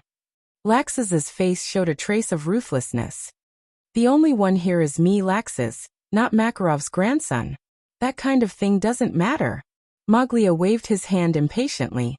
"It doesn't matter if you're Makarov's grandson or not. As long as you're a member of Fairy Tale, it's fine." Noah, who was tidying his collar, slightly paused and raised his head. "In other words, Phantom Lord really wants to go against Fairy Tale? I don't know if Phantom Lord is trying to make things difficult for Fairy Tale." Morgoria sneered. "I only know that I don't like you guys very much. Do you want to start a war between the two guilds?" Alusha's face was full of vigilance. "Didn't you say that this wasn't a wise choice? Then let me tell you what the truly wise choice is." Maglia took a step forward and said, "For you guys, kneeling down and apologizing is the wisest choice." Hearing this, not only did Laxus laugh, but even Noah and Alusha's expressions began to turn cold. "Kneel down and apologize?" Laxus looked around at all the magic shooters of Phantom Lord, then fixed his gaze on Maglia. "Sorry, but unlike you guys, I won't give you the chance to kneel down and apologize." As soon as he finished speaking, Laxus's figure instantly disappeared from where he was standing. Amidst the sound of something breaking through the air, an afterimage wrapped in golden lightning suddenly flashed in front of Maglia. At almost the same time, a fist carrying a golden arc of lightning was imprinted in Maglia's vision. "Ha!" Looking at the fist carrying a violent arc of lightning that was blasting towards his face, Maglia's pupils fiercely shrank. He roared, and his body suddenly surged with a golden current. Bang! Following the sound of a huge collision, a circle of wind swept out from the center of the collision.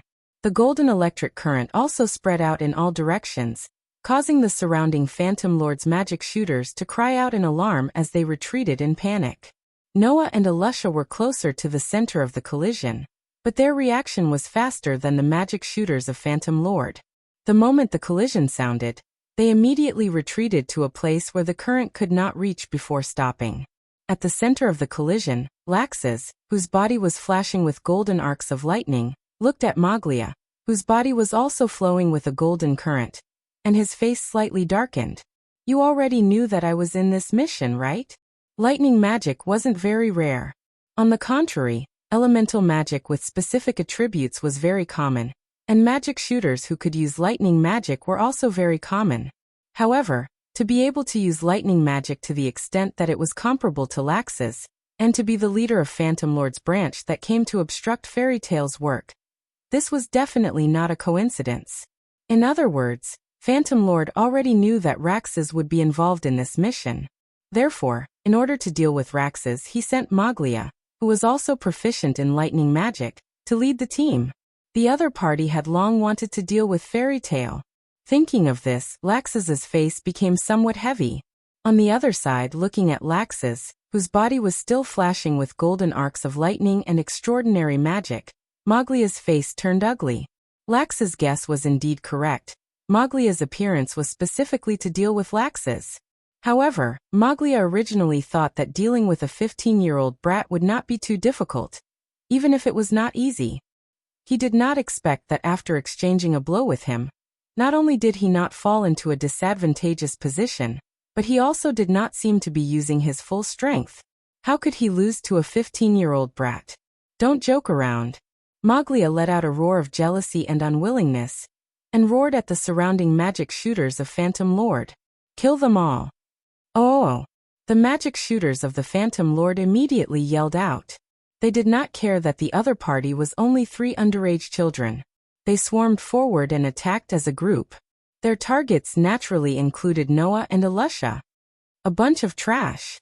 Laxus slowly clenched his fist, and magic power and lightning suddenly burst out from Laxus's body. Die. With a furious roar, Laxus transformed into a golden bolt of lightning and charged straight at the sorcerers of Phantom Lord who were besieging him. Stop him for me. Seeing Laxus's actions, Maglia immediately shouted in a deep voice, and ordered a group of people to surround and attack Laxus, while casting a fierce gaze at Noah and Alusha in the distance. The rest of you, deal with those 2 brats for me. Following Maglia's shout, 3 of the weaker magic shooters of Phantom Lord who were surrounding Laxus, and were afraid of Laxus, were immediately overjoyed, and immediately rushed towards Noah and Alusha. Back off.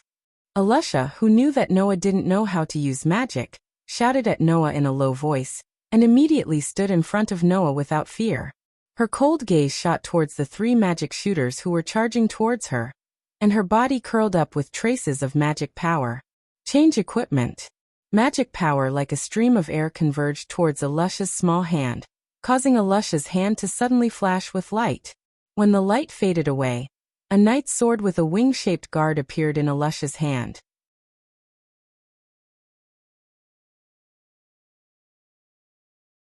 Chapter 13. Noah didn't rush out like a male chauvinist just because he was being protected by a girl. Instead, he calmly stood at the back and looked at Alusha, who suddenly had a knight's sword in her hand. Noah had already seen that Alusha's magic was a common magic used by close combat sorcerers, equipment-changing magic. It was a type of magic that could summon all kinds of weapons from a magical space. This kind of magic wasn't very rare. It could even be said that it was more common than the elemental lightning magic that Laxus knew. There were many sorcerers who used this kind of magic, and even some novice sorcerers would use this kind of magic. Of course, this didn't mean that the equipment-changing magic was weak. Noah clearly remembered that Makarov had once said that the true strength of a sorcerer who mastered the equipment-changing magic was never dependent on the magic itself, but on the person's fighting skills. To put it bluntly, the equipment-change magic was just a magic that could summon a weapon from a different space. After the weapon was summoned, this magic would not be of much use. How to use the weapon in battle was something that every mage who knew how to use the equipment-change magic had to consider. Therefore, there were 3 types of sorcerers who knew the equipment-changing magic. 1. The weapons in the magical space had all kinds of magical effects. Sorcerers could flexibly use the effects of these magical weapons to fight. 2. Sorcerers were proficient in all kinds of fighting skills. They could skillfully use the weapons in the magical space to the point of perfection. They could fight through their own fighting skills. Third, the weapons in the magical alternate dimension are magical weapons with all kinds of strange effects. The sorcerer himself also has amazing combat skills. By combining the advantages of the first two types of weapons, he can display powerful combat strength and engage in battle. Those powerful sorcerers who could use the equipment-changing magic belong to the third type. If Alusha really wanted to be strong in the future, then sooner or later, she would have to walk the path of the third type. But now, Alusha was only an 11-year-old child. She was also an orphan with no one to rely on. Naturally, it was impossible for her to have the funds to equip herself with a magical weapon. Now, the weapon in Alusha's hand was only an ordinary weapon. In this way, Alusha wanted to use the outfit-changing magic in battle. Except for the second type, there was no other possibility. Not to mention the extent to which Alusha's equipment-changing magic could be used, whether or not she had mastered the basic combat skills and was proficient in using weapons was a problem. Would Alusha be able to fight? Noah's worries were quickly dispelled by Alusha's actions. Huff! Alusha, who was holding her knight's sword, let out a shout and fiercely swung her sword in the direction of the three Phantom Lord sorcerers who were charging towards her. Clang!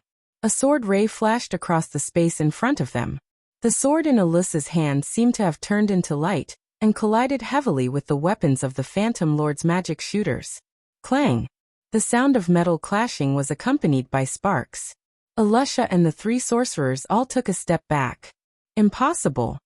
Seeing that their attack was actually blocked by a brat who they didn't even take seriously, and even caused the three of them to take a step back, the three sorcerers' hearts were filled with shock. Huff!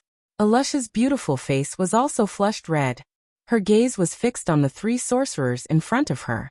Knowing that her opponents had underestimated her from the start, Alusha once again let out a delicate shout.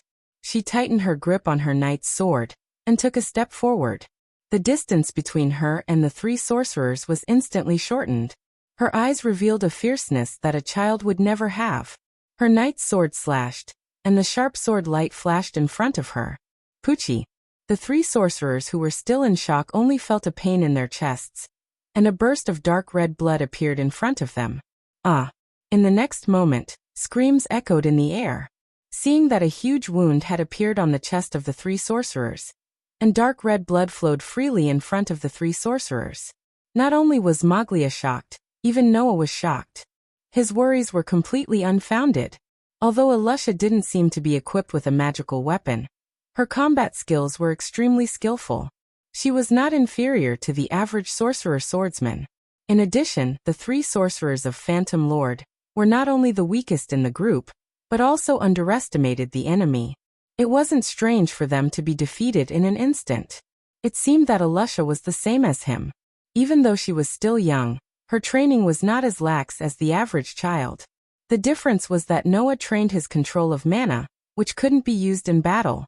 On the other hand, Alusha trained her swordsmanship, which was more than enough to be used in battle. Alusha, so she was actually this strong. Noah clenched his fists tightly. He was looking forward to learning magic in the future. How is this possible? Seeing the three sorcerers on his side fall to the ground and unable to get up, looking at Alusha who was holding her knight's sword in front of him, with a face full of awe-inspiring heroism, and thinking of Noah's unbelievably strong mana and Laxa's formidable strength, Maglia's face began to distort. One was 15 years old. Two were 11 years old. At such a young age, there was already a child who could fight to a standstill with him, a child who could defeat three magic shooters in an instant, and a child who possessed magic that even he feared. Was the talent of a fairy tale child so outstanding to such an extent? If these three kids were allowed to grow up, in the future, Fairy Tale and Phantom Lord would definitely become enemies with each other. These three kids would definitely become Phantom Lord's most frightening enemies. He absolutely couldn't let them grow up. For the first time, real killing intent rose in Maglia's heart. Go to hell, little brat. His whole body surged with violent electricity. With a low roar, Maglia's body turned into a bolt of lightning and flashed in the direction of Alusha. Be careful. Although Maglia's action was too sudden, Noah, with his superb sensing ability, was still able to sense the mana on the other side and quickly warned him. Alusha, who had just swung her sword, didn't even have time to catch her breath when she heard Noah's words. Her expression turned serious as she raised her head and looked at the bolt of lightning. She clenched her teeth and charged forward instead of retreating. The knight's sword in her hand pierced towards the incoming bolt of lightning without any fancy moves. Seeing that Alusha didn't retreat and instead launched an attack, Moglia's mouth revealed a hint of disdain. His body that had turned into a bolt of lightning suddenly stagnated, allowing his body to appear abruptly. When the knight's sword was less than a meter away from him, his palm suddenly popped out and bent into a claw shape. An astonishing amount of electricity flashed on the surface of the claw as he grasped the incoming knight's sword. Ding! In a crisp sound, the sharp knight's sword was directly held in Moglia's hand that was flashing with electricity, unable to move. Alusha's expression changed slightly. She tried to pull the knight's sword back, but the opponent's hand was like a giant pincer, holding the sharp knight's sword tightly in his hand, not allowing the sword to move an inch. In the end, "You're still a little brat." Coldly looking at Alusha, who was clenching her teeth and trying to pull the knight's sword, Moglia suddenly clenched his other hand. His hand flashed with violent electricity as he heavily punched Alusha's knight's sword. Clang! A violent force suddenly erupted from the knight's sword and shook Alusha, who was holding the knight's sword.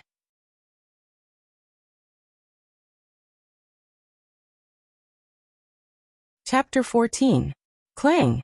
Amid the extremely loud sound of steel colliding, Alusha's petite body retreated violently, her feet grinding out a long gully on the ground. She didn't stop until she was in front of Noah, and a look of pain appeared on her face. Upon closer inspection, Alusha's hand that was holding the knight's sword was hanging down powerlessly as if it was fractured. Blood flowed out from her palm and dripped down along the sharp blade of the knight's sword. "Alusha!" Noah stepped forward and supported Alusha's slender back. There was finally a trace of anxiousness in his tone. "Are you all right?" "I'm fine." Alusha gritted her teeth and straightened her body. Her gaze was still locked onto Moglia's sinister face. She took a deep breath and pointed her knight's sword at Moglia from afar. Her expression was filled with determination. "Come." Following the cold shout, mana began to slowly rise from Alusha's body. It was like a visible colored fog that wrapped around Alusha. Even the ordinary knight's sword in her hand was wrapped in a layer of dim light. Feeling the mana rising from Alusha's body, Moglia's sinister face became even more unsightly. Even Noah's face showed a trace of surprise. The mana rising from Alusha's body wasn't very strong. At least, compared to Noah's, it was worlds apart. It was also far from Laxus's, but it was enough to match a mature magic shooter's. An 11-year-old little girl's strength was comparable to a mature magic shooter's? One could only imagine how strong Alusha would be when she truly matured. Good. Good. Good. Moglia shouted in anger. "Today, I'd like to see how far you little brats can go." Huh. In response to Moglia's angry shout, Alusha only responded with a delicate shout. Her body's mana surged. Soon after, her body turned into an afterimage and violently rushed out. Moglia sneered. He clenched his fist and a dense electric light flashed. It flowed on Moglia's huge fist like a glove made of thunder and lightning, flashing extremely violently. At the same time, the knight's sword in his hand flashed like lightning. He suddenly raised the knight's sword in his hand and ferociously chopped down at Moglia's head. Looking at the knight's sword that suddenly chopped down, Moglia's fist that was suffused with electric light also fiercely struck out. The fist shadows flew and filled Alusha's vision. Clang, clang, clang, clang. In the blink of an eye, several fist shadows directly smashed onto the knight's sword. Every time a fist shadow landed on the knight's sword, there would be an intense sound of metal colliding in the air. Moreover, the mana shrouding the knight's sword would also weaken a little, and its strength would also decrease by several folds. Just like this, in a short moment, dozens of fist shadows smashed onto the knight's sword, causing the mana and strength flowing on the knight's sword to be directly shaken away. This caused Alusha's full-strength attack to become weak and self-defeating. There was no threat to speak of. "I'll let you see. A brat like you definitely can't have the strength of a truly powerful magic shooter." Moglia sneered. His clenched fist directly opened, and his hand that was flashing with electric light once again forcefully grabbed onto the knight's sword. With a forceful tug, he pulled Alusha's petite body over. Before Alusha could react, Moglia's body suddenly leaned forward. His other hand that was flashing with electric light clenched into a fist, and with a ferocious force and a sonic boom that caused the air to fluctuate, he heavily smashed towards Alusha's body. Looking at the momentum of this fist, if it really landed on Alusha's body, even if Alusha was wearing armor, she would still end up seriously injured and unconscious. Alusha's eyes slowly widened. A shadow of death suddenly emerged from Alusha's heart and shrouded Alusha's heart. Pung! Poochie! In this space, a muffled sound and the sound of spitting out blood sounded at the same time. The muffled sound was continuous and reverberated in the air like an echo, and it was accompanied by the thick sound of electric current that didn't disperse for a long time. The sound of spitting out blood brought along with it dark red blood that sprayed into the sky. Following that, it dripped bit by bit onto the ground, forming a small pool of blood. As for Moglia, who caused all of this, his expression changed drastically as he looked at the small figure in front of him. Alusha held the knight's sword in her hand and half knelt on the ground. She raised her head and stared blankly in front of her, her eyes full of waves. She saw that a small figure had unknowingly inserted between Alusha and Moglia. It stood in front of Alusha with its back facing Alusha.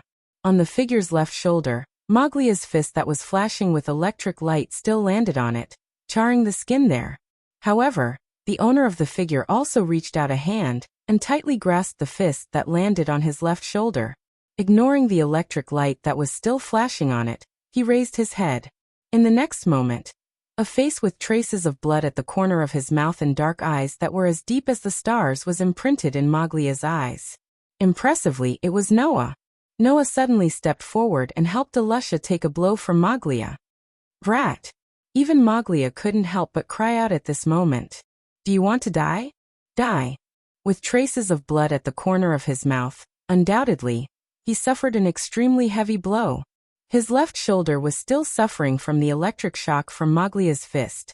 Even his hand that was clenched on that fist emitted a burnt smell from the electric shock. However, Noah's face didn't show any signs of pain. He stared at Moglia and grinned. Isn't this what you want? Do you really want to die? Moglia was angered by Noah's smile. What can a brat like you who doesn't know magic do? I really don't know magic. Noah's eyes sharpened as he suddenly raised his small fist.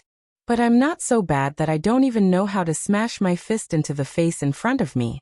After saying this, Noah grabbed Moglia's arm that landed on his left shoulder. Imitating Moglia's action, he pulled forcefully and forcefully pulled the panicked and unprepared Moglia in front of him. Huh. Immediately, a small but abnormally powerful blow landed heavily on Moglia's face. Ah! Moglia screamed as his body fell. He covered his face and rolled on the ground without a care for his image. Pa! Noah's body went limp as he knelt on the ground on one knee. He covered his left shoulder and left arm that were charred by the electric shock. His small face finally showed signs of pain. As he covered his left shoulder and left arm, the hand that had just punched Moglia was still dripping with blood. This proved that Noah had used a lot of strength in that punch. Noah! Noah! Alusha came back to her senses and hurriedly went forward to support Noah, whose face was full of pain. For the first time, panic appeared on her delicate face. Are you okay? I'm fine. Noah forced a smile with his pale face. It's just a little painful. You. Looking at Noah's pained and pale face, Alusha's expression changed several times. She couldn't help but say this. Why did you save me? Why? Noah looked at Alusha. We're all friends. What's the reason for saving your life? Didn't you just stand in front of me to protect me? Don't tell me you have a reason. We're companions from the same guild. Noah smiled slightly. Under the contrast of his pale face, it was extremely dazzling. Grandfather said before that we must cherish our companions. Alusha's one eye that was exposed couldn't help but flicker. Finally, she nodded her head heavily. Her cold heart finally had a trace of warmth. However, the crisis was not over yet. Despicable brat. Moglia, who was covering his face, struggled to get up from the ground. His face was distorted as he roared. I'm going to kill you. After speaking, Maglia turned into lightning and swept toward Noah and Elisha.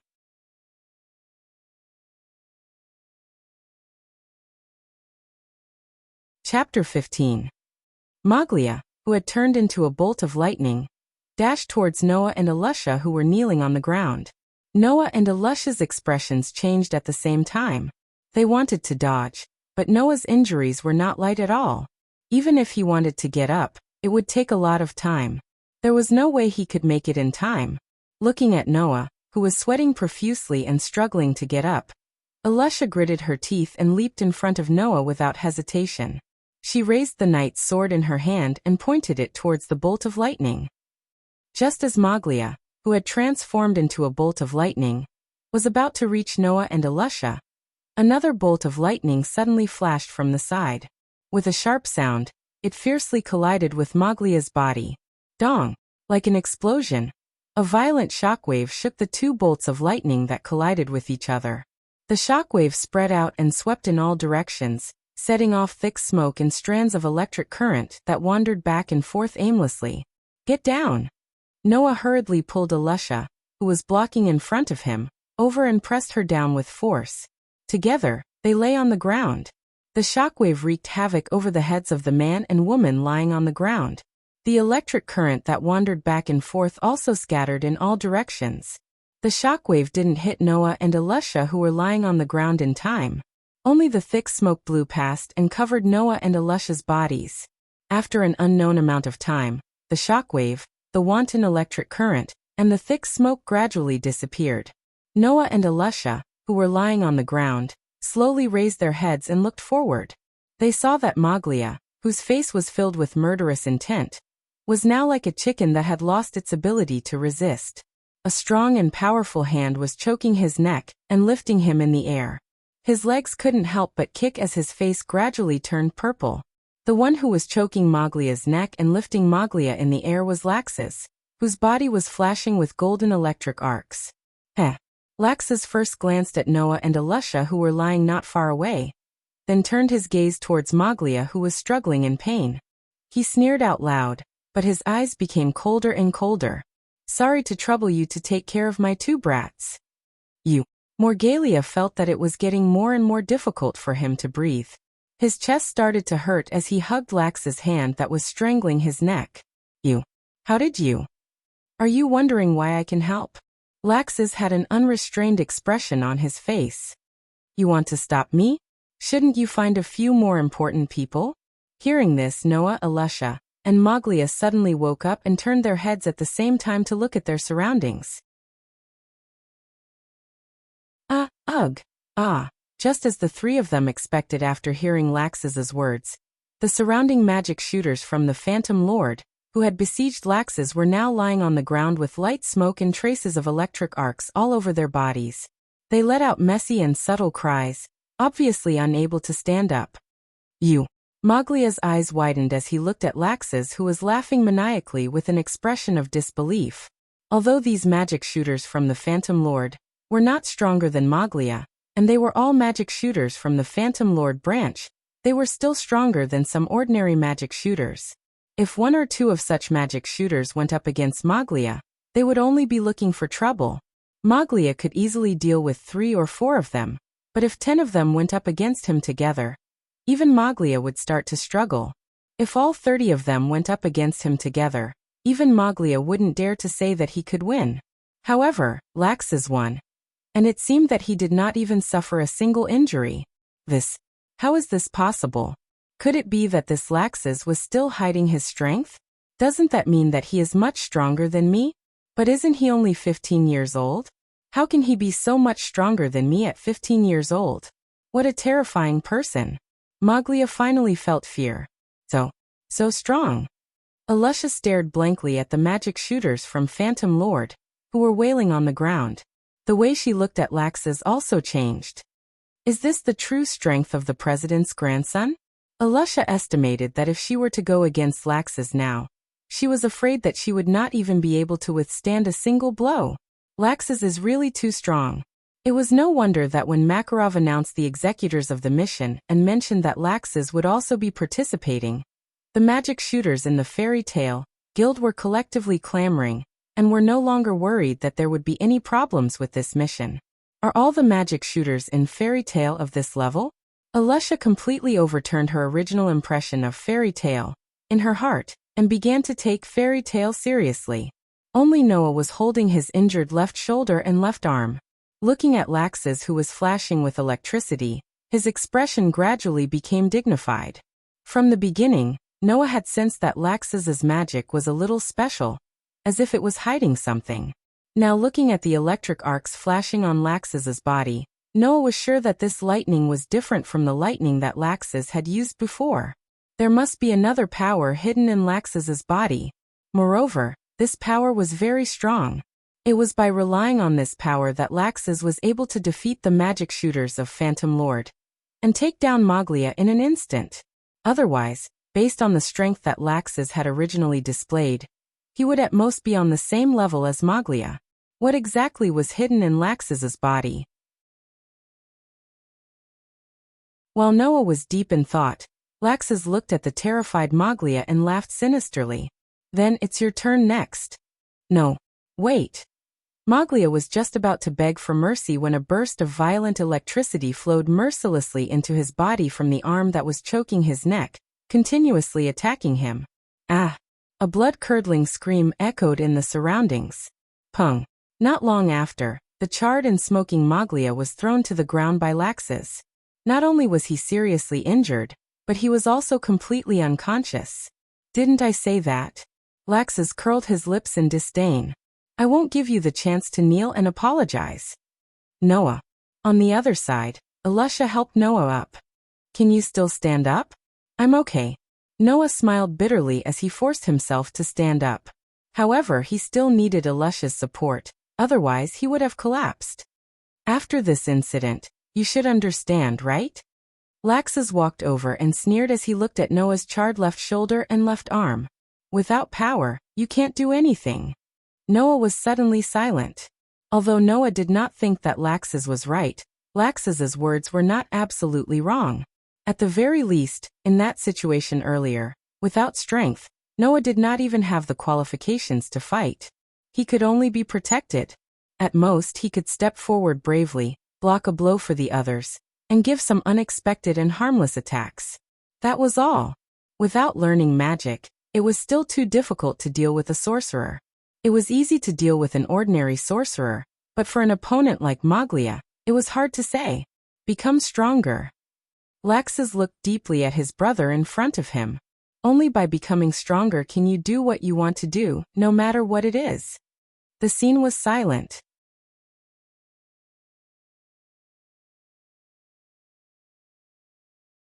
Chapter 16. Magnolia.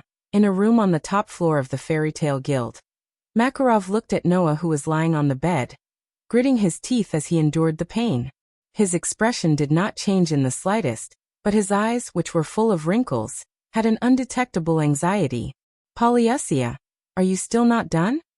Makarov was speaking to an old woman who was standing beside Noah's bed, helping Noah's left shoulder and left arm to bandage. Shut up and watch.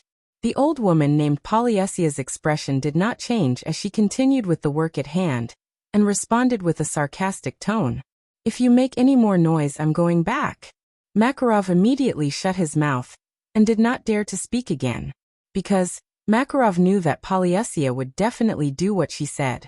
Although the two of them were close friends who had known each other for many years, Polyesia hated humans very much. To Polyesia, the noisy and lively fairy tale was definitely one of the places she did not want to be in the most. If it were not for the fact that Noah was injured and Makarov's thick skin caused a ruckus in Polyesia's house, even if Noah was on the verge of death, Polyesia would not have come to Fairy Tale. Even if she came now, she would definitely be in a bad mood. If he continued to provoke Polyesia, Makarov knew that Polyesia would definitely leave without another word. Perhaps it was because she really could not bear to see Makarov's secretly anxious appearance. Polyesia sighed. You're already so old, yet you're still so impatient. Although your grandson's injury can't be considered light, it didn't hurt his bones. With the help of healing magic, he'll be able to recover in less than 3 days. Why are you so anxious? Really? Makarov heaved a sigh of relief. That's great. Thank you, Granny. Noah, who was lying on the bed, also hurriedly expressed his gratitude. I've really troubled you. Don't misunderstand, I just couldn't stand that old man's shameless torture. Polyusia helped Noah with the bandage expressionlessly, and then got up without any reluctance. If it wasn't for this, I would definitely not come to this place filled with hateful humans. Hearing this, not only did Noah bitterly laugh, but even Makarov was helpless. Anyway, thank you. Don't say any more useless words. Polyusia turned around and walked out. If you really want to thank me, then don't look for me in this place. Leaving these words, Polyusia directly slammed the door and left. Anyone could feel the displeasure in her heart. How old is she already? Yet she still hates humans so much. Makarov curled his lips and looked in the direction of Promise. Seeing Noah's relaxed expression and the bandaged left shoulder and left arm, his eyes were filled with regret. I'm sorry, Noah. If I knew this would happen, I wouldn't have let you go on this mission. Grandpa, what are you saying? Noah waved his uninjured arm nonchalantly. No one knew that Phantom Lord would suddenly appear, right? That's not your fault, Grandpa. Don't worry, Noah. Makarov clenched his fists, his old eyes showing traces of coldness. This debt, I'll get it back from Joseph sooner or later. And Laxus. The coldness in his eyes turned into anger. Makarov angrily shouted out. Before I left, I specifically ordered him to protect you, but in the end, you suffered such a serious injury. When we get back, I'll teach him a lesson. Brother Laxus? Noah couldn't help but recall the words Laxus said to him. After a moment of silence, he couldn't help but speak. Grandpa, tell me, is it really wrong for me to not learn magic? When the somewhat angry Makarov heard this, his expression slightly froze. Looking at the blank expression of his grandson lying in front of him, a feeling of tenderness emerged in his heart. Having adopted Noah for a whole year, Makarov understood Noah better than anyone else. Naturally, he also knew that his grandson often displayed a calmness that even normal adults would not be able to display when facing outsiders or certain situations. Furthermore, he did not have the impulsiveness that youth had, and his temperament was excellent in all aspects. However, no matter how excellent Noah was, he was only an 11-year-old child. In his heart, there was naturally a weakness that a child should have. However, this weakness in Noah's heart was only shown in front of the people closest to him. For example, in front of him. You didn't learn magic because of my orders. Even if it's wrong, it's still my fault. After a moment of silence, Makarov responded. But Noah, I can tell you this decision of yours is definitely not wrong. Makarov's words were like a ray of light that illuminated Noah's heart, which was full of confusion. Noah's eyes lit up, and he turned his head to look at Makarov. Your talent is really too good. Even if you did not go through special training, you were born with powerful magic that no one can match. If you can freely control this magic and learn magic, in the future, you will definitely have more power than me, Makarov said solemnly. But sometimes, too powerful a talent brings about more than just simple benefits. This is especially reflected in your case. Before you can freely control all your magic, learning magic, even if it is a healing or auxiliary magic that does not have any power, may cause the magic that is not completely under control to break free from control when you use it, and then go berserk. That is very dangerous. In any case, your talent will not escape, and the magic that belongs to you will not disappear. So why are you in a hurry to learn magic? Makarov's voice began to soften. You are still young, and you have to work hard every day to control your magic. Sooner or later, this magic that belongs to you will be completely controlled by you, and you will be able to use it completely. When that time comes, it won't be too late to learn magic. And with the strength of your magic, once you learn magic, your power will definitely grow incomparably fast. Listening to Makarov's advice, the confusion in Noah's heart finally dissipated, but there were still some things that he could not let go of. I understand that, But this time, when we met the Phantom Lord, if I knew magic, I would be able to protect my companions, right? What are you talking about? Makarov grinned. I have already heard about what happened from Alusha. Didn't you protect Alusha very well? That's called protection. Noah frowned. I only blocked a blow for Alusha. You didn't let Phantom Lord's people hurt their own companions. That's protection. Makarov said as he gently patted Noah's thin shoulders and stared at Noah's face. If you really want to pursue power, then I will not force you. But I hope that you can choose the right way to obtain power. The right way to obtain power. Noah did not understand. Magic is not the only thing that counts as power, Makarov said meaningfully. Isn't Alusha the same? Other than training her magic, she is also training her swordsmanship at the same time, right? Noah immediately understood what Makarov meant, and his heart suddenly became clear. I believe that you will definitely be able to walk down the correct path of magic that belongs to you. Looking at Noah's gradually brightening expression, Makarov said with relief. Until then, no matter what, Grandpa will protect you. Noah took a deep breath and hid his gratitude towards Makarov deep in his heart. He nodded heavily and looked out the window, his expression slowly becoming firm.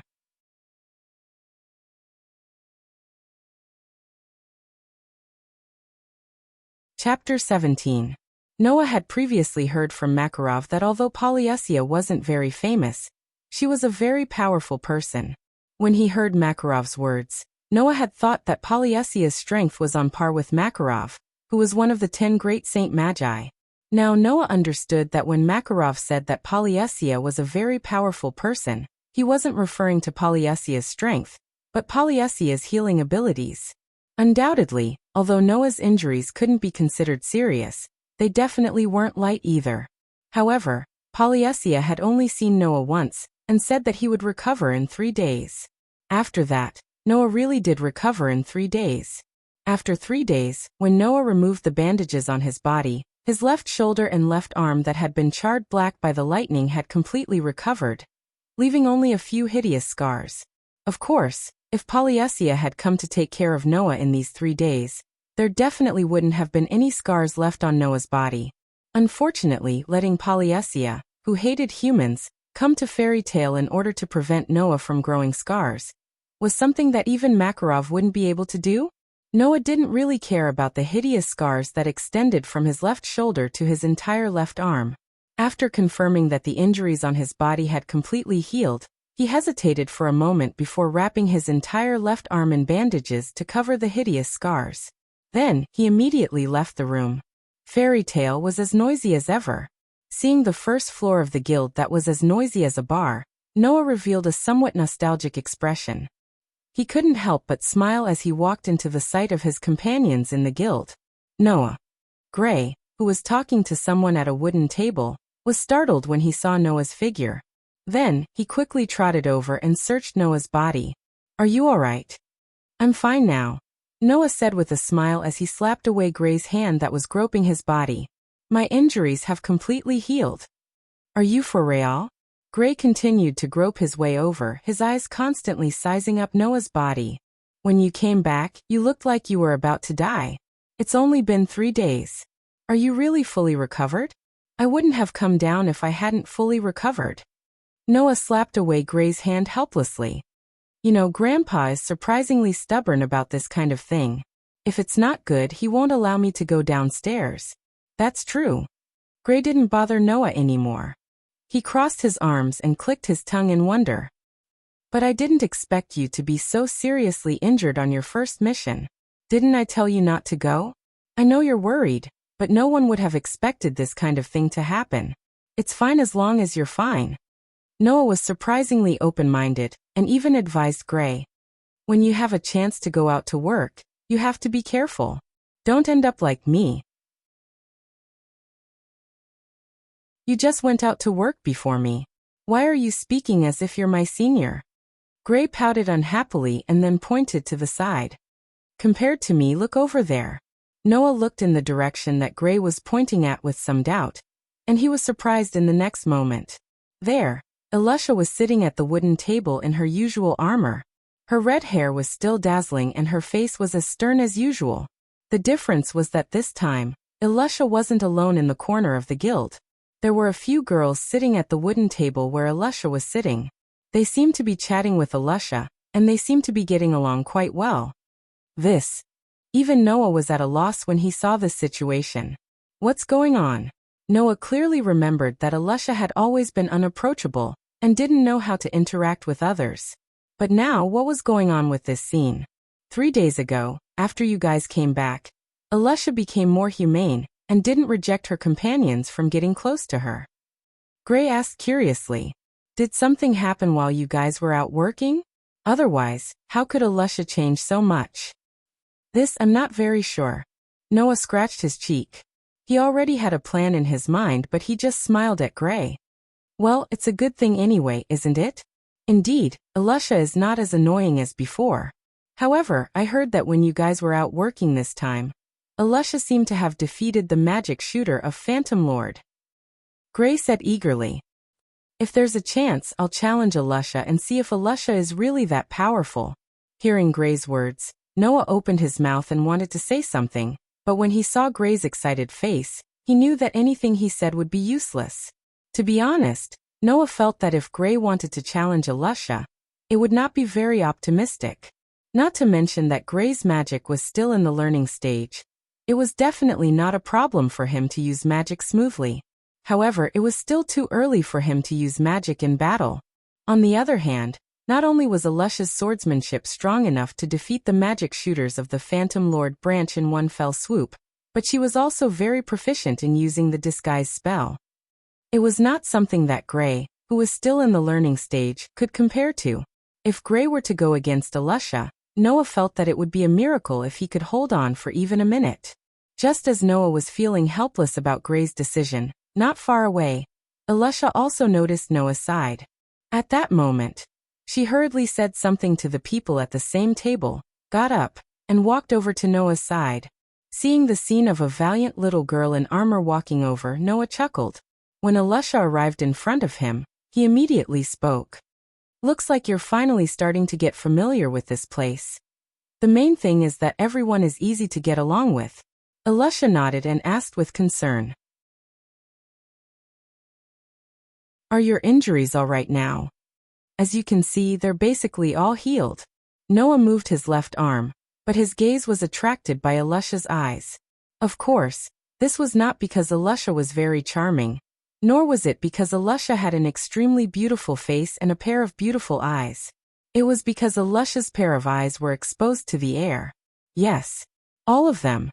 Originally, the medical eye patch on one of Elisha's eyes had disappeared, and a pair of eyes appeared intact in front of Noah. Naturally, it attracted Noah's attention. "Your eyes?" Noah asked cautiously. "My eyes?" Elisha's expression was complicated as she touched the eye that was originally wearing the medical eye patch. After a while, she shook her head. "It's already gone, but the granny that the president brought back not long ago to treat you helped me take a look at my eyes at the president's request." "I see." Noah understood. "Artificial eyes?" Elisha nodded. It seemed that she did not want to talk about her eyes, so she changed the topic seriously. "I haven't thanked you for saving my life." Noah shrugged his shoulders. Just as he wanted to brush her off, his heart couldn't help but move. His gaze was burning as he looked at Elisha. "If that's the case, there's something I want to ask of you. Can you come with me?" "No problem." Although she did not know what Noah wanted to ask of her, Elisha agreed readily. Thus, under Noah's lead, the two walked out of the guild together. Seeing Noah and Elisha leave as if there was no one around, Gray, who was standing at the side, was stunned. After a long time, he roared, "Are you ignoring me?"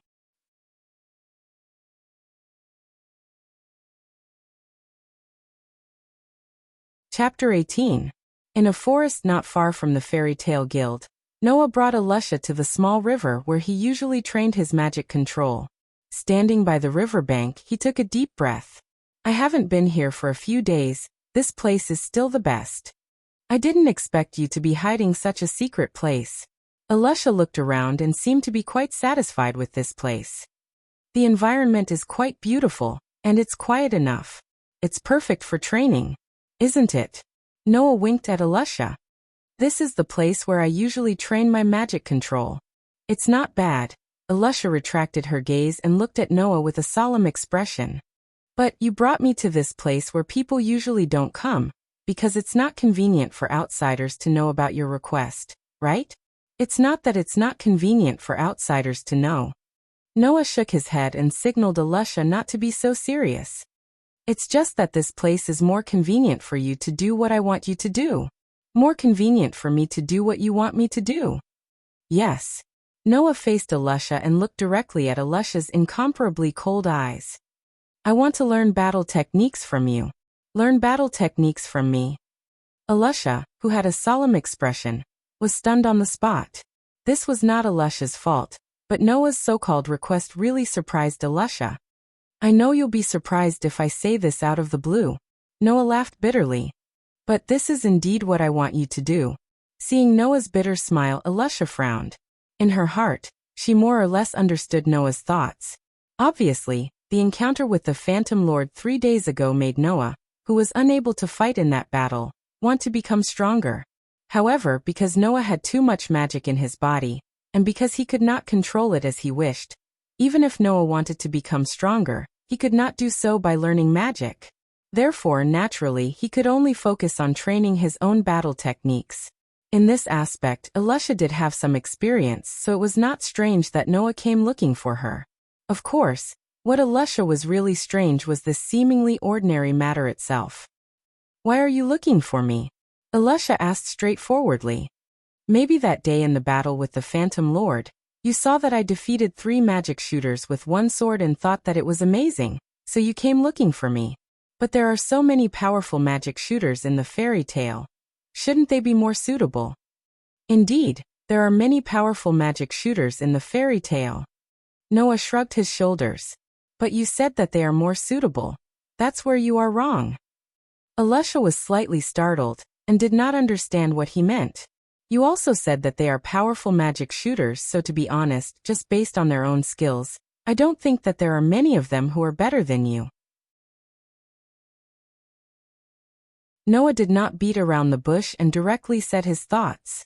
In addition, although they gather in the guild every day, they are also mature magic shooters and cannot stay in the guild all the time. From time to time, they need to go out to work. You, on the other hand, will not officially start work for the time being, so you have a lot of time to train. As of now, there is no one more suitable than you to teach me. Hearing this, Alusha felt that it was reasonable, and could not help but admire Noah's analytical ability. It was not easy for an 11-year-old child to be able to do this. Moreover, Alusha did not forget that 3 days ago, in the battle with the Phantom Lord, it was this youth who stood in front of her, who was the same age as her, who had not even learned a single spell and had not even come into contact with magic, who stood up and fearlessly blocked a blow for her. At the same time, he also caught Maglia off guard with a beautiful punch. No matter how one looked at it, an ordinary 11-year-old boy would not be able to do this. Therefore, Alusha actually admired Noah from the bottom of her heart. Unfortunately, Alusha still did not agree. To tell you the truth, although I do know some battle skills, it was not taught by any famous teacher, nor was it learned from anywhere else. It was all by myself. Alusha's face was tense as she stared at Noah. Of course, I can't guarantee that these skills will be outstanding. I can't even guarantee that they will be effective and useful.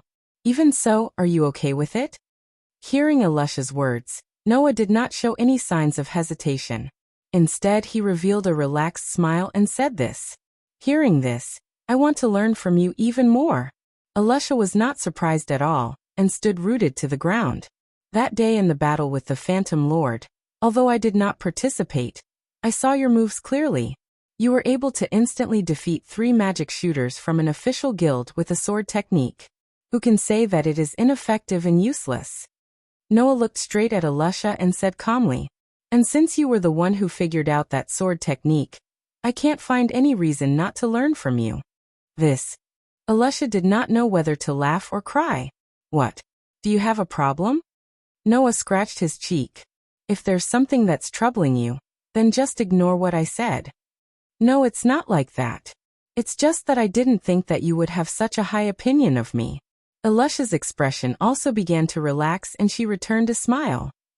Since that's the case, don't regret it in the future. The 11-year-old boy and girl looked at each other and smiled.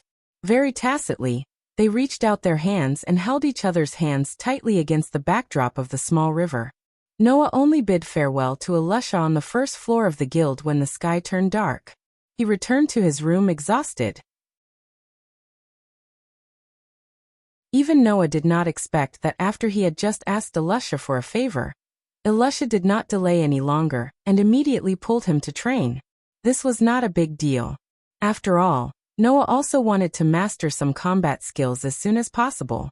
He was not someone who was used to slacking off. Otherwise, he would not have continuously trained his control of mana year after year. Noah was also happy to see that Elisha was so proactive. However, now Noah felt that he was too naive. Elisha herself had said that her combat skills were all figured out by herself. No one taught her, and she did not learn from other places. Naturally, she did not know how to teach others. Therefore, the only teaching method that Elisha could think of was to personally fight. Therefore, Noah was also trained by Elisha for an entire day. It would be strange if he was not tired. Looks like I have to strengthen my body more. Otherwise, I won't be able to get used to this kind of training. Noah muttered to himself as he pushed open the door to his room. However, this push also caused Noah's footsteps to stop. This was because on the bed in Noah's room, there was something that did not belong to him. A sword. A knight's sword with a half-curved, slightly curved, long and dazzling as ice. Next to this rather dazzling knight's sword was a piece of paper. There were only 2 words written on it: do your best. Looking at the extremely stable handwriting that was as loose as an old pine tree, Noah did not need to think to know who left it behind. After all, wasn't that old man the one who suggested that he obtain strength from other aspects? Noah could not help but feel a scorching warmth in his heart. He stepped forward and carefully lifted the gorgeous knight's sword that was lying in front of him. He felt the sharpness of the sword and the extraordinary aura on it, and muttered, "Thank you, grandfather."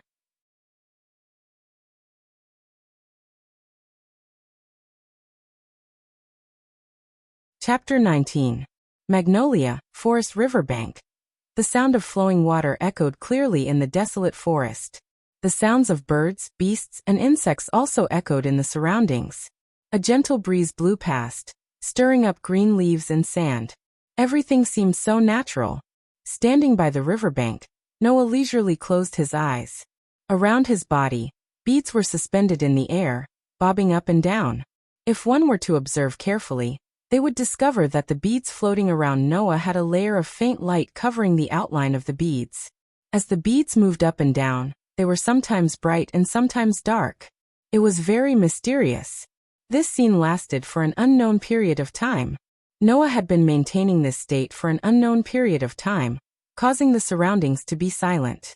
Until a certain moment, the arrival of a figure finally broke the silence. After continuously walking for 3 months, Alyssa had thoroughly familiarized herself with the road. When she came to the riverbank, she saw Noah standing in front of her with his eyes closed and beads floating around him. She couldn't help but smile. "You're still the same as before, much earlier than me." Noah, who had his eyes closed, gently curled his lips. With a thought, the beads floating around him floated to the ground as though they were being held by hands. When all the beads gently landed on the ground, Noah opened his eyes and turned around. "Can't help it. After all, you have to learn sword skills as soon as you arrive. If I don't do it earlier than you, I won't have the time to train my magic control." Although Noah had been training his sword skills with Elisha in this unknown secret base for the past 3 months in an attempt to gain some combat ability, Noah clearly knew where his true advantage lay. Magic power. The huge amount of magic power in his body that others couldn't reach was Noah's true strength. Naturally, it was impossible for Noah to give up his true strength in order to learn some swordsmanship techniques.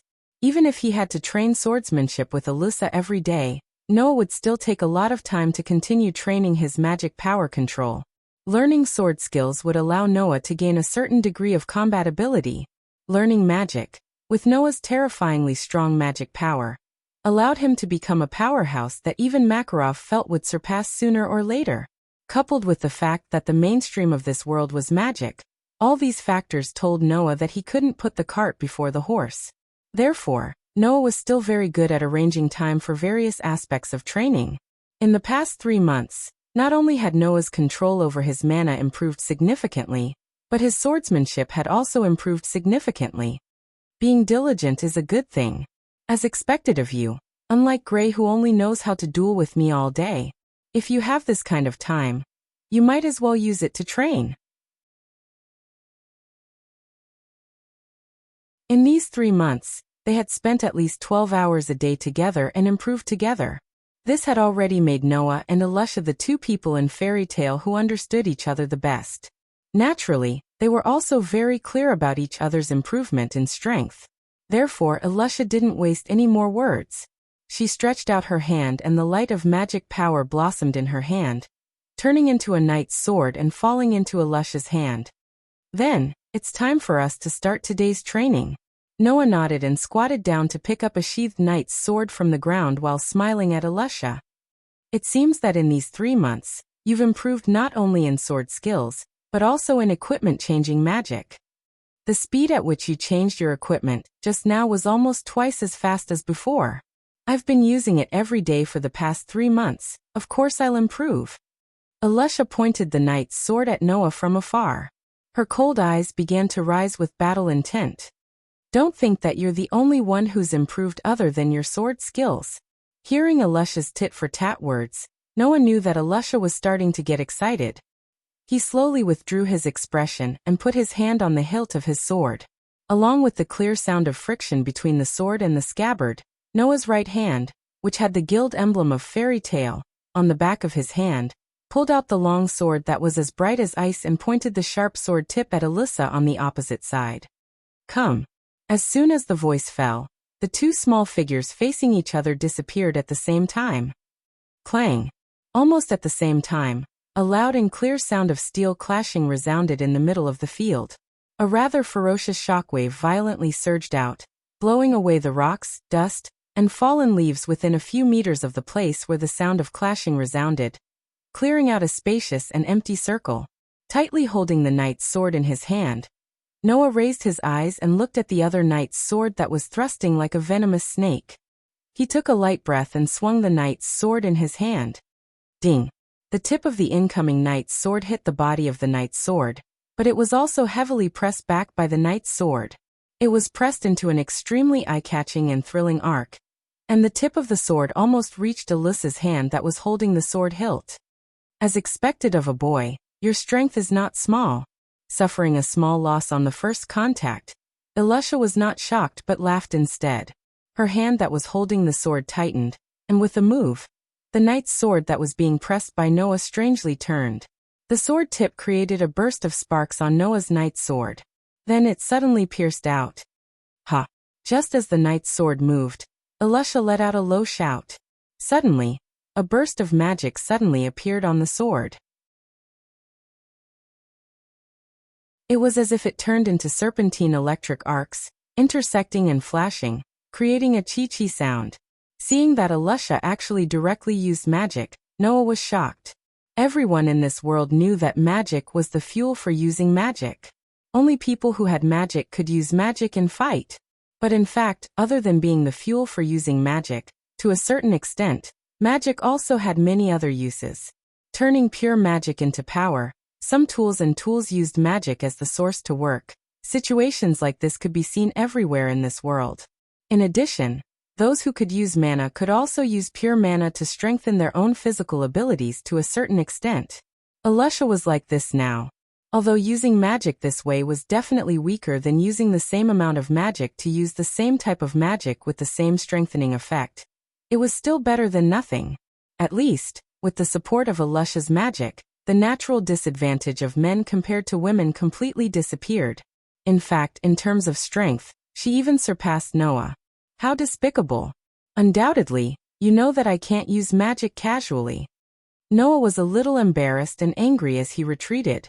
He raised the knight's sword in his hand, and with a sharp gust of wind, he fiercely slashed at the long sword that was thrusting towards him. Clang! The knight's sword and the knight's sword collided in an instant. The powerful force acted on both of them at the same time. As a result, Noah took a step back again. It's not over yet.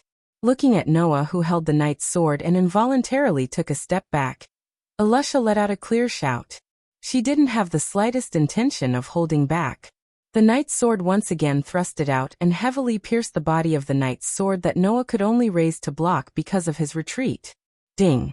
After a clear sound, Noah only felt a vigorous force fiercely transmitted from the knight's sword in his hand.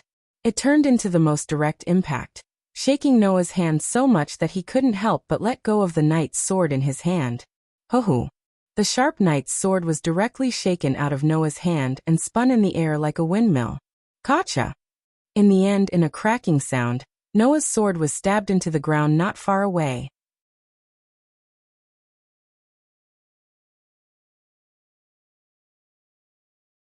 Chapter 20. Gotcha! Along with a crisp cracking sound, Noah's night sword directly stabbed into the ground not far away. The sharp blade of the sword stirred up a lot of gravel. It wasn't hard to imagine what would happen if one were to be struck by such a sword. It's over just like that. Alusha's lips curled, and the night sword in her hand resolutely pierced forward. Her target was Noah's neck. Thinking about it, with Alusha's ability, she should be able to control and stop her sword when it was an inch away from Noah's throat. However, just when Alusha thought that the battle was over, Noah suddenly raised his head and waved his bandaged left hand. A black shadow immediately flashed and heavily collided with the tip of Alusha's night sword. Ding! In the next second, a loud collision sound rang between Noah and Alusha. Alusha was also stunned by this sudden situation, until a force transmitted from the night sword in her hand, causing Alusha to involuntarily take a step back. Only then did she understand what happened. In Noah's other hand, there was actually another weapon that could be used. Scabbard. The scabbard that Noah had been holding in his other hand all this time.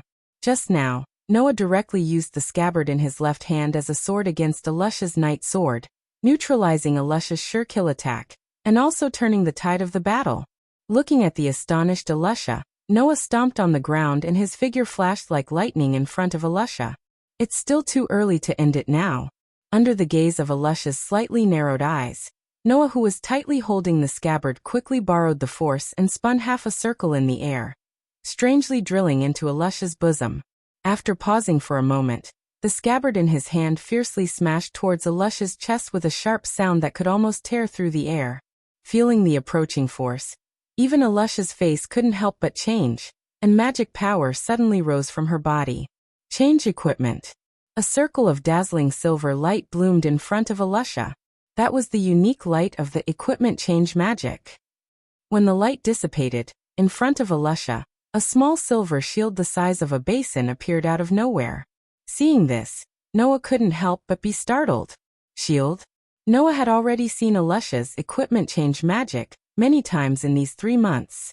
He had also seen all kinds of weapons that Alusha had hidden away, but this was the first time he saw Alusha use a shield. Did this mean that the battle situation for Alusha was so urgent that she had no choice but to use a shield? When this thought arose in his mind, Noah's movements didn't have the slightest hesitation. The force of the scabbard in his hand didn't decrease, but instead increased, and heavily smashed onto the silver shield. Bang! The sound of the impact was like an invisible ripple of force, spreading out from between Noah and Alusha. Alusha only felt that although the force that smashed onto the shield in front of her didn't injure her, the force of the impact was still there. It made Alusha, who was originally in the process of retreating, directly break her posture and continuously retreat. After retreating nearly 20 steps, Alusha finally stabilized her body. However, at this time, Alusha didn't move anymore, because in front of Alusha, a figure had already appeared there. The tip of the scabbard in his hand stopped about an inch away from Alusha's throat, pointing at Alusha's throat.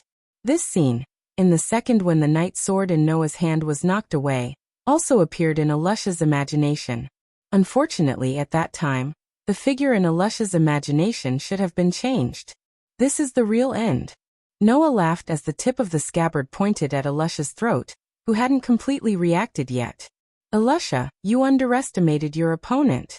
Alusha indeed underestimated her opponent. It wasn't that Alusha had been holding back, but after knocking away the weapon in Noah's hand, Alusha thought that she had won, and naturally became a little careless. She didn't expect that Noah would actually use the scabbard to counterattack, and was caught off guard. If it wasn't because of this, with Alusha's reflexes in battle, this battle definitely wouldn't have ended so quickly, and Noah wouldn't have won so easily. Looking at the scabbard that stopped in front of her throat, Alusha helplessly lowered her arm, and a look of dissatisfaction appeared on her delicate face. You actually used the scabbard to counterattack, how cunning. Same here. Noah rolled his eyes, removed the scabbard, and walked towards his knight's sword that was stuck in the ground not far away. Didn't you also use magic and a shield? Or even now? In the past 3 months, Noah and Alusha had been dueling like this almost every day, but they had always purely used sword techniques to train their own sword skills. This time, Alusha used magic first, and decisively gained the upper hand. Noah unexpectedly used the scabbard to counterattack, and then Alusha used a shield. Compared to the previous duels that were more of a training exercise, today's duel was more like a real battle. Of course, Noah and Alusha were very satisfied to be able to seriously engage in a battle. But being serious was one thing, but only the two of them knew how much skill they had used in this battle. At least, Alusha knew that Noah could still use 2 methods in this battle. The first method was the magic that Noah was so proud of. In the past 3 months, not only did Noah train a set of sword skills that could make Alusha suffer when she was careless, but his control over magic had also improved a lot compared to 3 months ago. 3 months ago, Noah was already able to control the mana equivalent to that of dozens of magic shooters to activate the ritual lake. Now, the amount of mana that he could control at once was definitely not less than that.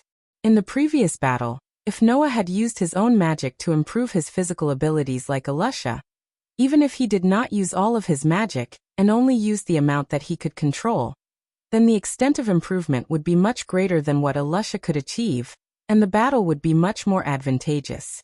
The reason why Noah did not use his magic, and kept saying that he could not use his magic casually, was because of Noah's own concerns.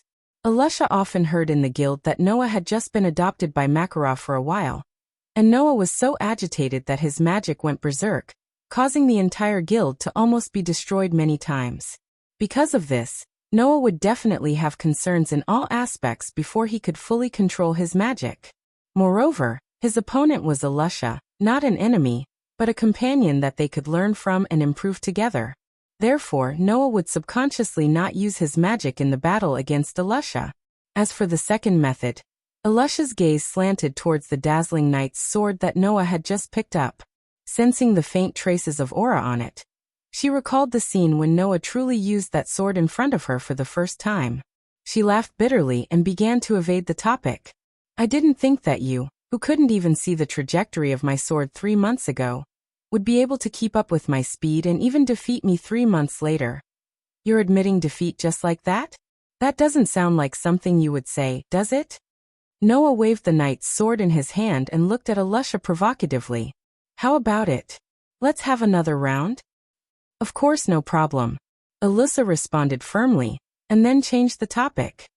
Although I really want to say that, I just went to the guild, and the guild leader asked me to call you back. Back. Noah was stunned. What's wrong? Alusha smiled sweetly and said, we have a new companion.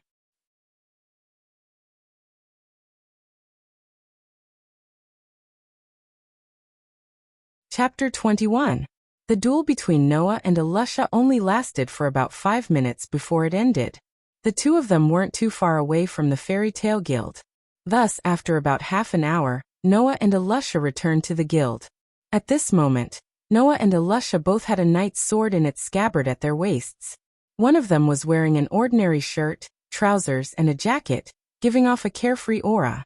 The other was wearing a cold armor, giving off a heroic aura. They looked like a pair. In addition to the 3 months of training together, Noah and Alusha's aura, posture, and pace had unknowingly reached the same state. If it wasn't for the fact that Noah's hair was black and not bright red, perhaps many people would have thought that the two of them were twins. Under such circumstances, the two of them directly returned to the guild, and pushed open the guild door. Hearing the usual clamor inside and looking at the noisy scene in front of them, they looked at each other and smiled knowingly. Obviously, no matter if it was Noah or Alusha, they felt unusually close to the lively atmosphere of the fairy tale. Unfortunately, this amiable mood was quickly interrupted by a rude roar. Alusha! Accompanied by this immature roar, a figure jumped up from the table in front of them. Like a hungry tiger pouncing on its prey, it fiercely pounced towards Alusha, who was beside Noah. "Let's have a showdown." Hearing this, Alusha did not even lift her eyes, as if she was used to this scene.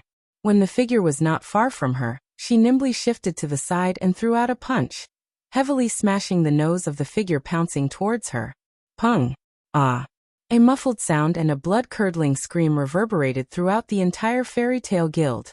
The figure that had pounced on Alyssa was also sent flying to the side like a large piece of trash.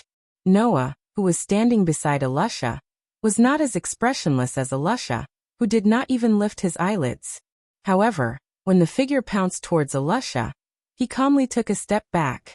Thus, the figure that was supposed to hit Noah flew past less than 10 centimeters in front of Noah, fiercely smashing into the wall not far away. Pung!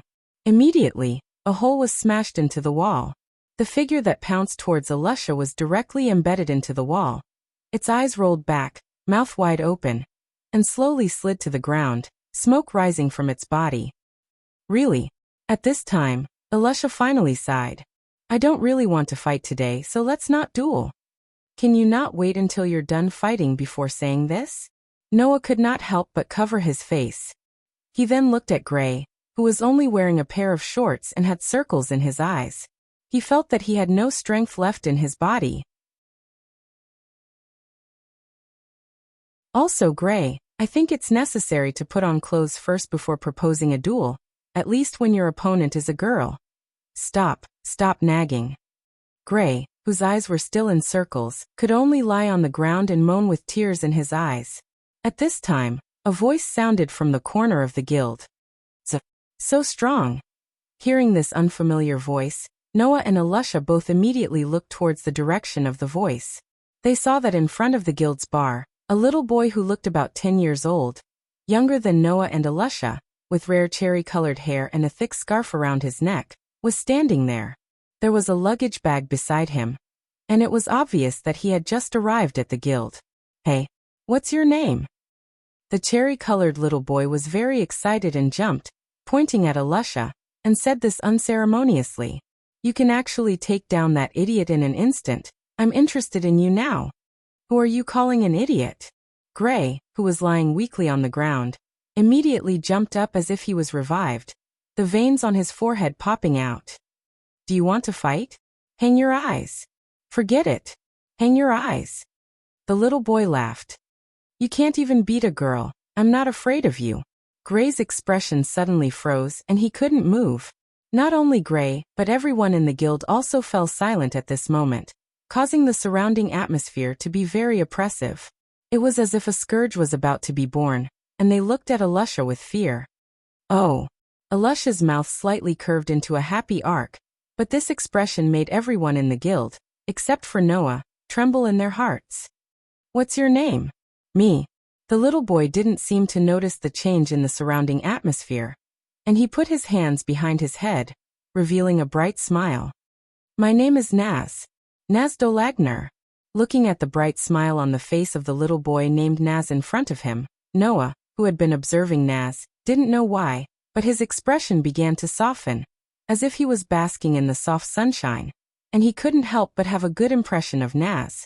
Not only Noah, Alusha, Gray, and everyone in the guild unconsciously approved of Naz under his bright smile, but they didn't show it on their faces, but they couldn't hide it from Noah, who was very familiar with everyone. Naz Dolagner? What an incredible person.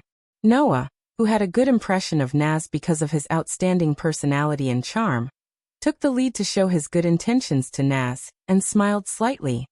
"My name is Noah. Noah Dolagner. My name is Alusha. Alusha Shakalito."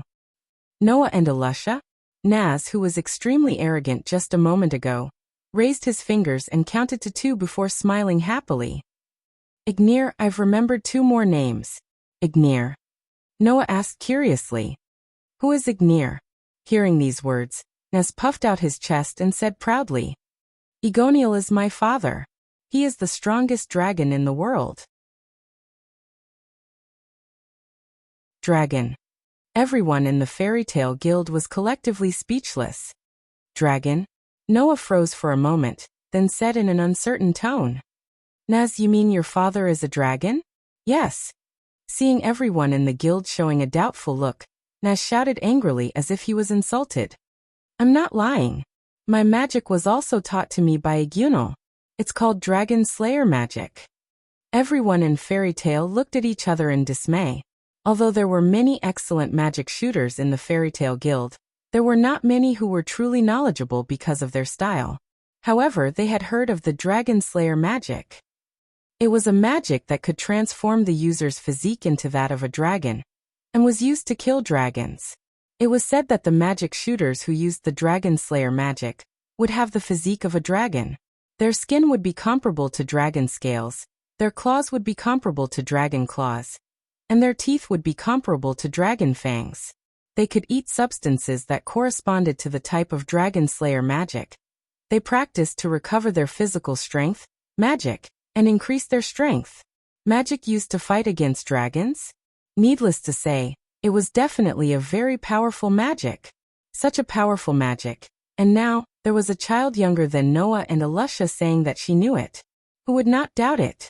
Besides, the Dragon Slayer magic was a lost magic, an ancient magic that had been lost.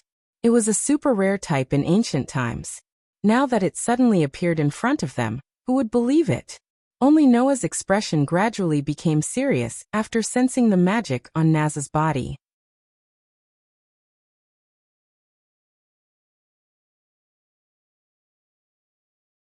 Chapter 22. In Noah's perception, Naz's magic power was like a chemical substance.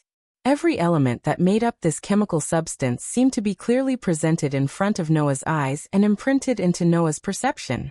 Therefore, while the rest of the people in the Fairy Tale Guild were still skeptical about Naz's words, Noah almost believed Naz. To some extent, a person's magic power could also be seen as a person's aura. If magic power was compared to water, every individual with magic power was a different kind of water, but water was still water. This would not change. However, in Noah's perception, Naz's magic power gave him a different feeling from others. How should he put it? If he had to make a metaphor, Naz's magic power could probably be compared to ink. Although ink could also be regarded as a kind of water, it was different from other water and definitely had its own taste. However, it could not be drunk and had a smell that ordinary water did not have. Even its color was black. It could be seen at a glance that it was different from water. Now, Naz's magic power gave Noah this feeling. Even if it was still water, it was obviously different from the magic power of ordinary people. It was very special. Of course, there was nothing strange about it being special. After all, Naz learned the lost magic that had been passed down from ancient times and even lost. It was not unusual for his magic power to be different from others. It was extremely special. However, Noah couldn't ignore it. There was no other reason. It was just because the feeling that Naz's magic power gave Noah was too similar to the feeling of magic power that Noah felt from Lax's. It was the kind of magic power that seemed to hide a beast in his body. And Naz, who had this feeling of magic power, was the owner of Dragon Slayer magic. Could it be that Lax's? Just when a guess arose in Noah's mind, at the entrance of the guild, an old voice echoed throughout the guild. What Naz said is all true. Under the gaze of all the members of the Fairy Tale Guild, Makarov walked in from outside and said such a surprising sentence. Naz is indeed a magic shooter who learned the Dragon Slayer magic of fire. In other words, Naz is a magic shooter who slays dragons. Magic shooter who slays dragons. Everyone looked at Naz, who looked like he was about to cry just now, but now had a proud face. Is that true? Magic shooter who slays dragons? I didn't expect that this kind of ancient magic shooter would actually appear in the fairy tale. And it's a child. In addition to the magic shooters in the guild, Elisha said to Noah, who was next to her, with interest. That child called Naz seems to be quite powerful. The Dragon Slayer magic of fire? Gray, who was still lying on the ground, stared at Naz and grinned. He's quite interesting. He's a guy worth a fight. Umph. Naz was like a little person with a long nose, standing with his arms akimbo and chest out as he laughed loudly. How is it? Are you scared? Isn't this good? Alusha, who was somewhat restless, stepped forward with a smile on her face. Why don't we have a competition? Competition? Everyone present suddenly became noisy, looking as if they wanted to see the world in chaos. Not bad, not bad. How about the kid called Naz compete with Alusha? Let us see the power of a magic shooter who slays dragons. With you. Naz's eyes also lit up, and he jumped out with a face full of excitement. Good. I'll defeat you. This will prove that I'm stronger than that idiot. Idiot. For the first time, Gray didn't make trouble but looked at Naz with pity. You'll know how terrifying Alusha is later. Under the instigation of all the members of the Fairy Tale Guild, Naz agreed without any surprise. Alusha also looked somewhat impatient. It seemed that she really had a little interest in the Dragon Slayer magic. Unfortunately, Alusha was destined to not be able to fight today. Alusha. Noah suddenly raised his head and said such a sentence. Why don't you give this competition to me?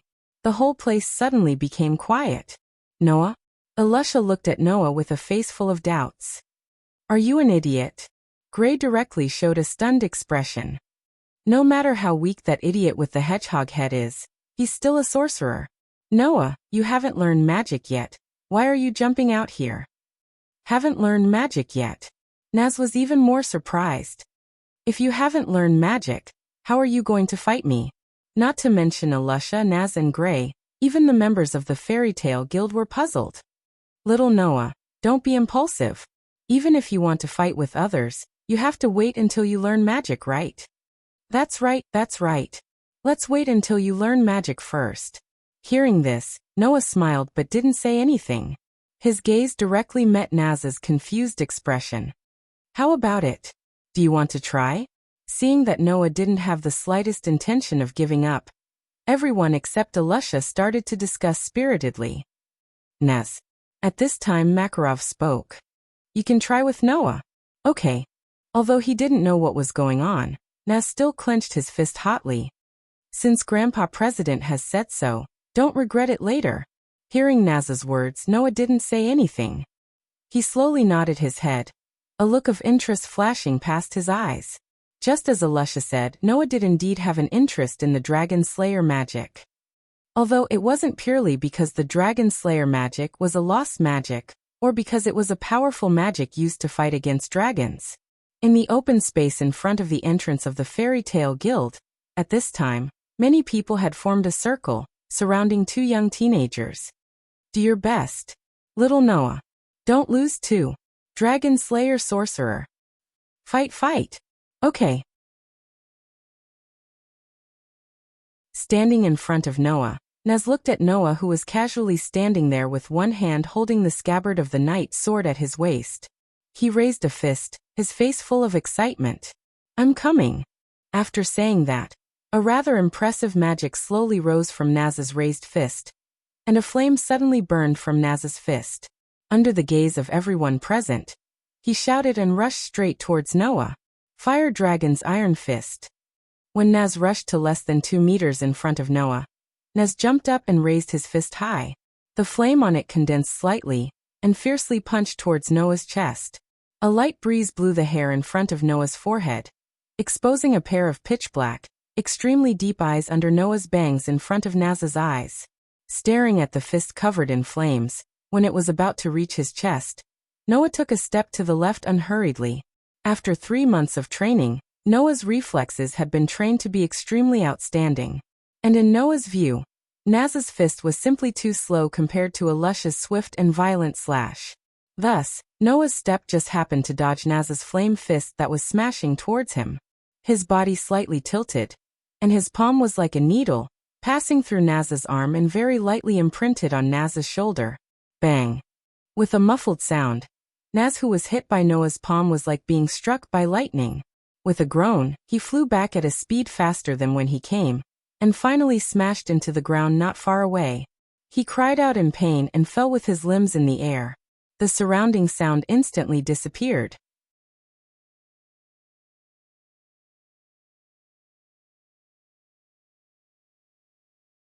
Chapter 23. Looking at Naz, who was knocked to the ground by Noah in one strike, the surrounding members of Fairy Tale were silent for a moment before they quickly became restless. Is that for real? Isn't this Archmage of the Dragon Slayer too weak? No, Naz still has some skills. His magic power is also outstanding among his peers. Other than Alusha, only Grey in the guild can compare to Naz. In other words, it's not that Naz is too weak but that Noah is too strong. I knew it. The chairman's grandson definitely won't only have the advantage of having powerful magic power. The archmages of Fairy Tale kept clamoring.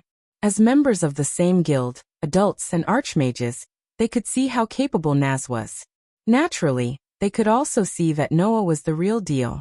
However, it was precisely because of this that the Archmage of the Dragon Slayer they were looking forward to was knocked down in one strike. This sudden unforeseen event caught everyone off guard. Below the stage, Grey's face was also filled with disbelief as he looked at Naz, who was knocked down. His mouth even formed an O shape. This guy, how did he become so strong? Makarov, who was standing slightly in front of the crowd, also opened his eyes wide. He looked at Noah, who was holding the scabbard of the knight sword at his waist with one hand, and didn't even change his position. He then looked at Alusha, who was beside him with a matter-of-fact expression, and couldn't help but smile. He's grown up.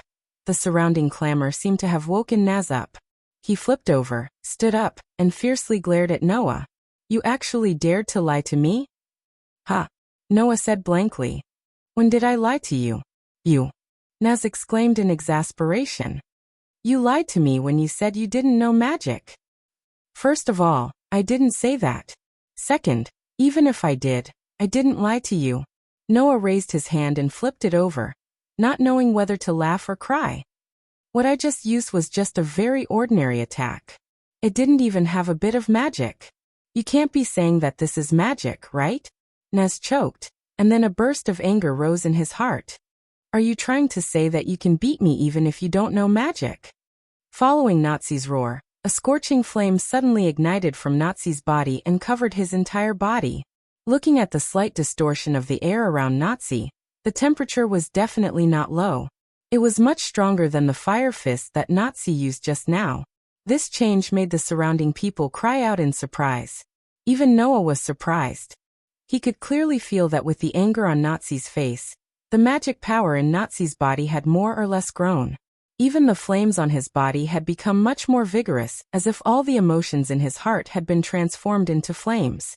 Nazi's Dragon Slayer magic can actually change according to Nazi's emotions? Is this the ancient lost magic? Watch me beat you down. Nazi was like a creeping cheetah. He bounced up fiercely, stomped his feet on the ground and rushed out. The flames on his body pulled out a long fire tail, rendering Nazi, who rushed out like a flaming meteor. Wherever he passed, stone chips and dust flew in all directions, and the temperature in the air rose sharply. Even Noah felt that his face had become a lot warmer. In the exclamations that had not yet dissipated, Nazi, who had turned into a flaming meteor, quickly rushed to Noah.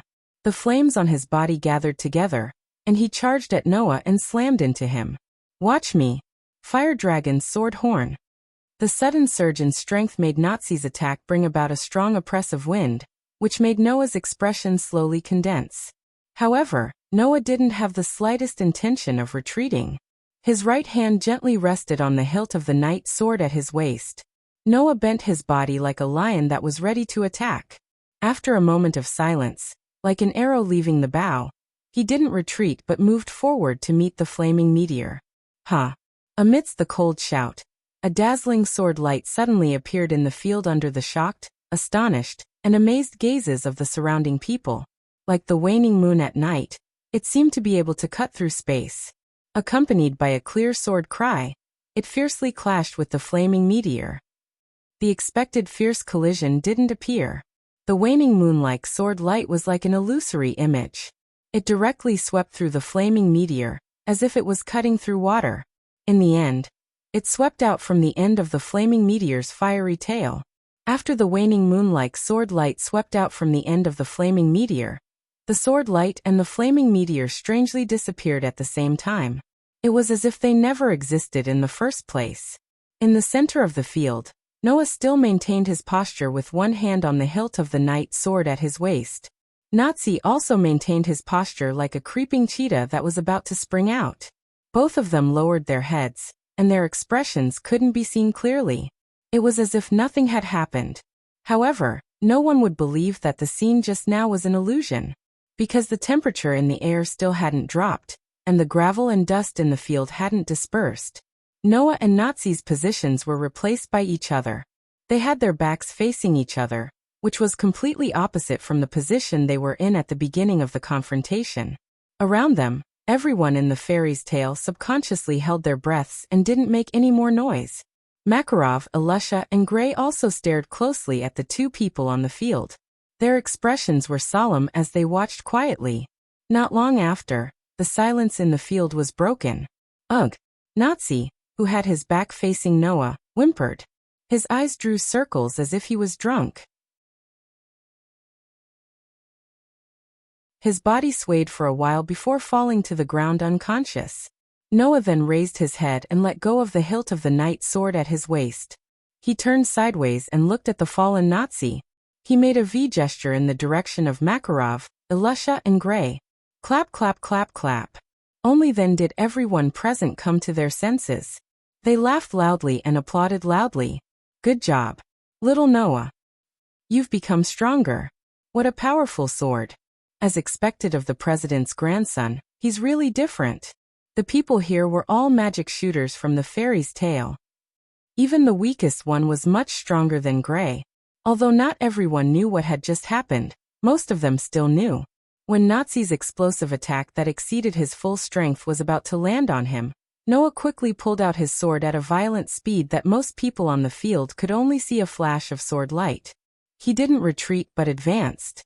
When he brushed past the flaming meteor that Nazi had turned into, his sword hit Nazi's abdomen and made him unconscious. Seeing that Noah still maintained his sword-drawing posture after the attack, it was clear that after hitting Nazi, Noah returned his sword to the scabbard at a speed that couldn't be seen clearly. With all these factors added together, it resulted in the scene where the two of them exchanged positions and had their backs facing each other. Of course, looking at Nazi's unconscious appearance, Noah must have been merciful and didn't really slash him with his sword. Otherwise, Nazi would have at least bled. This guy. Gray didn't hide his shock. He actually secretly became so strong by himself. He's really cunning. Makarov, who heard Gray talking to himself, laughed and turned his head to look at Alusha. I'm sorry to trouble you with Noah. It's all Noah's own efforts to have such outstanding sword skills. Alusha shook her head and smiled as she looked at Noah, who was surrounded by everyone in the field. Moreover, I've also received a lot of care. Makarov nodded with a smile. His gaze turned to Noah, and the look in his eyes gradually became peaceful. Do your best, my grandson.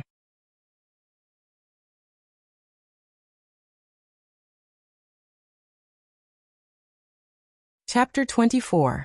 Magnolia, Forest Riverbank. Wang. The surge of mana caused the air to vibrate and expand like ripples, wrapping around the pitch-black beads and suspending them beside the owner of the mana. Noah's eyes were closed and pitch-black beads covered in the light of magic floated around him. It was almost exactly the same as when he trained his magic power control in the past.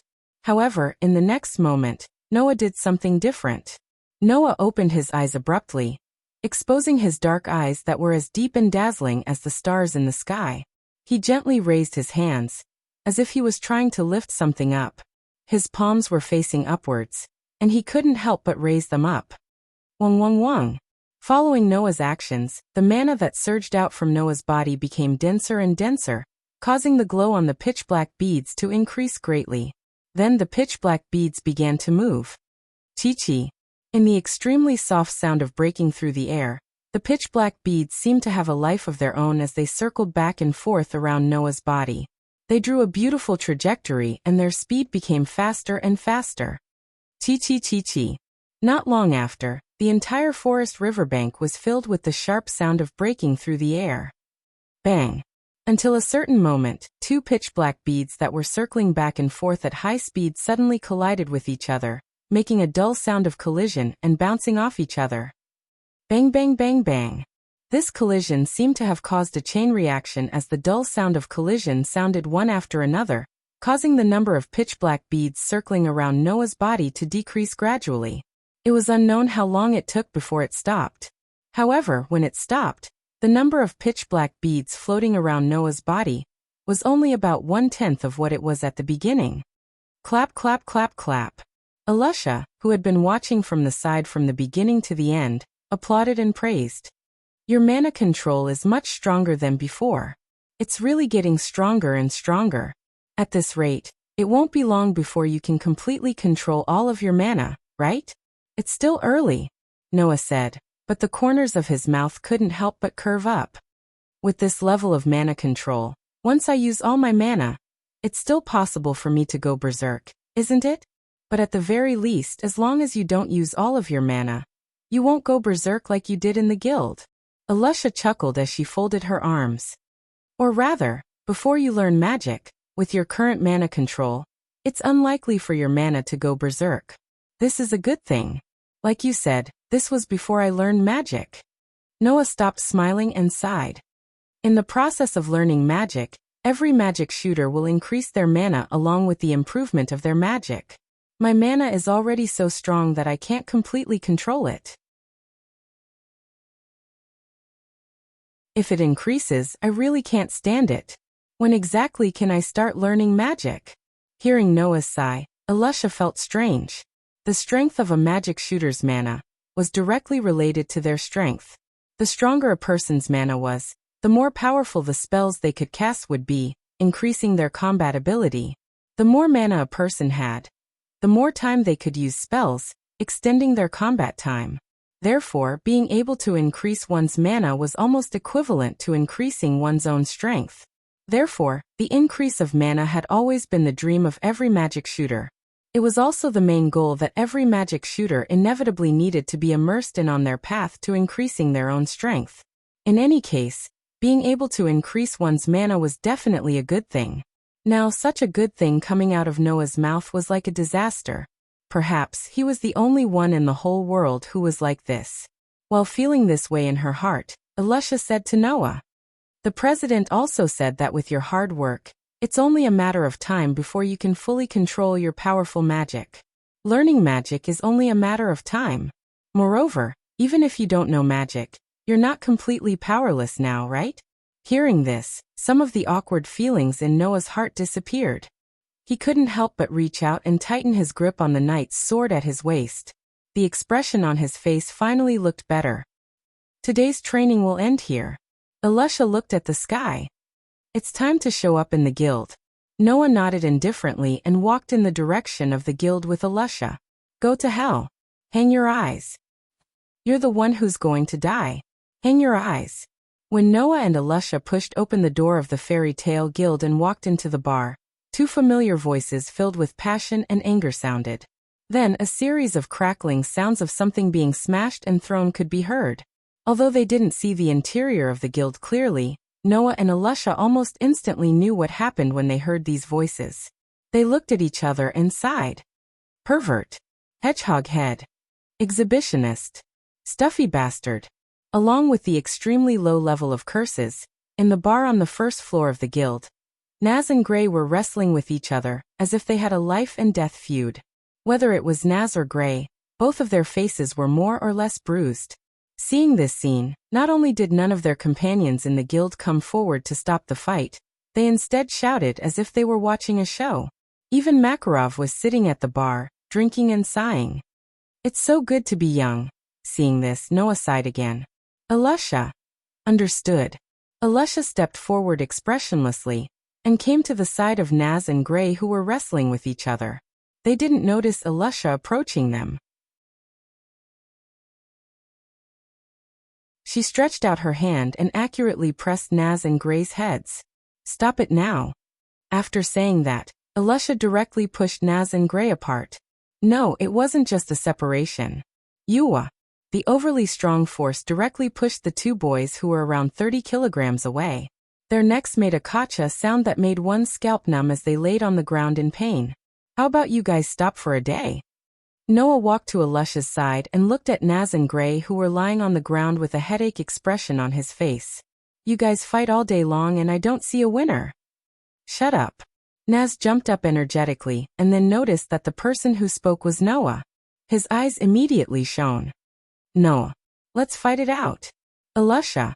Gray also jumped up. Why don't you fight me as well? After saying that, the two jumped up at the same time and pounced in the direction of Noah and Alusha, who were standing together in the middle. However, one pounced on Noah and the other pounced on Alusha. Seeing that Naz and Gray pounced on them without saying anything, Noah and Alusha's expressions collapsed. When Naz and Gray pounced on them, they raised their hands at the same time and formed a hand-knife shape. They released a heavy blow that ordinary people couldn't see at the opponent's abdomen, who challenged them unilaterally. Bang! Oh, Naz and Gray, who were directly hit in the abdomen by a hand knife, had their eyes protruded out. After their bodies froze for a while, they softly fell to the ground and couldn't get up anymore. Ha ha ha ha. The people around them all laughed exaggeratedly. Naz and Gray were fighting and were immediately stopped by Alusha. After that, the two were unwilling to be outdone and challenged Noah and Alusha at the same time. However, they were knocked down by Noah and Alusha in one move. Now, it happened almost every day. Should I say, is this really the style of this guild?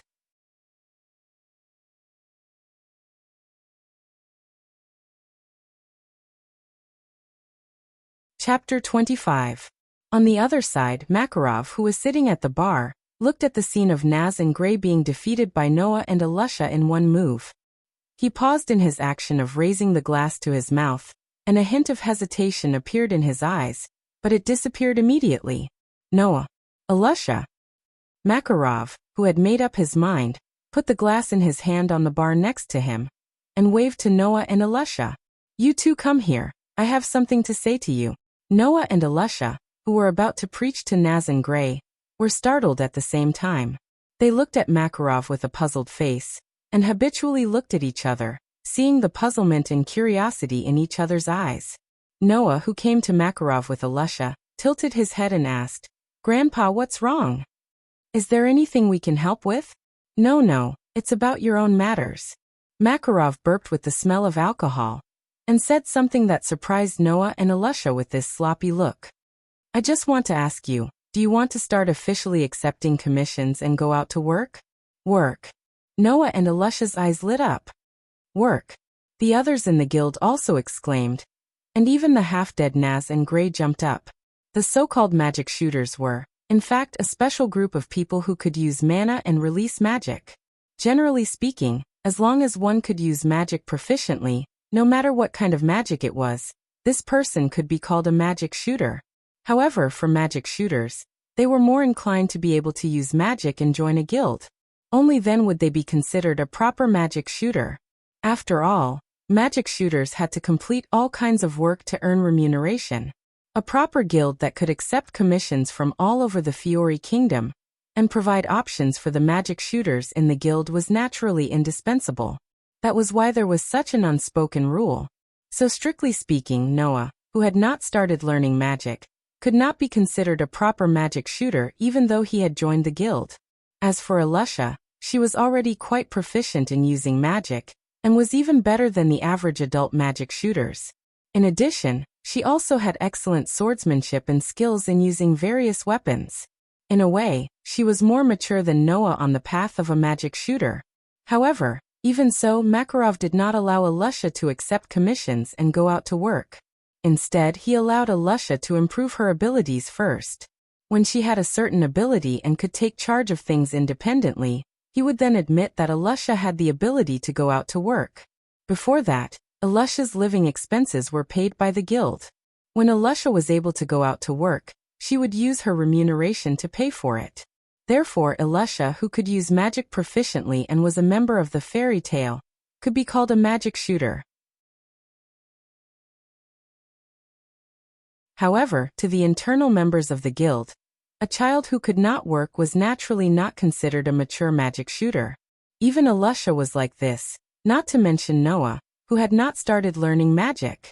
Now Makarov's words were admitting that Noah and Elisha already had the ability to accept commissions, go out to work, and take charge of things independently. How could Noah and Elisha not be happy? How could the rest of the fairy tale not be surprised?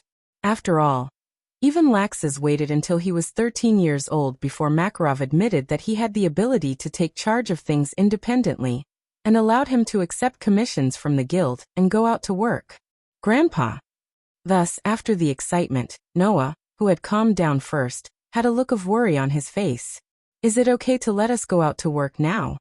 Hearing Noah's words, Elisha, Nazgray, and the rest of the guild reacted.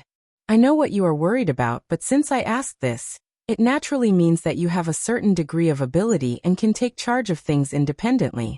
Otherwise, how could I allow you to go out to work so easily? In front of everyone in the guild, Makarov jumped down from the bar counter and put his hands behind his back. He raised his head and looked at Elisha. Elisha, although your equipment-changing magic is very common, your mastery of magic is not inferior to some of the magic shooters in the guild. Moreover, you have outstanding swordsmanship. Even the magic shooters in the guild do not have this ability. The average magic shooters are no longer your opponent. After saying this, Makarov looked at Noah, who had been staring at him, and smiled until his eyes narrowed into slits.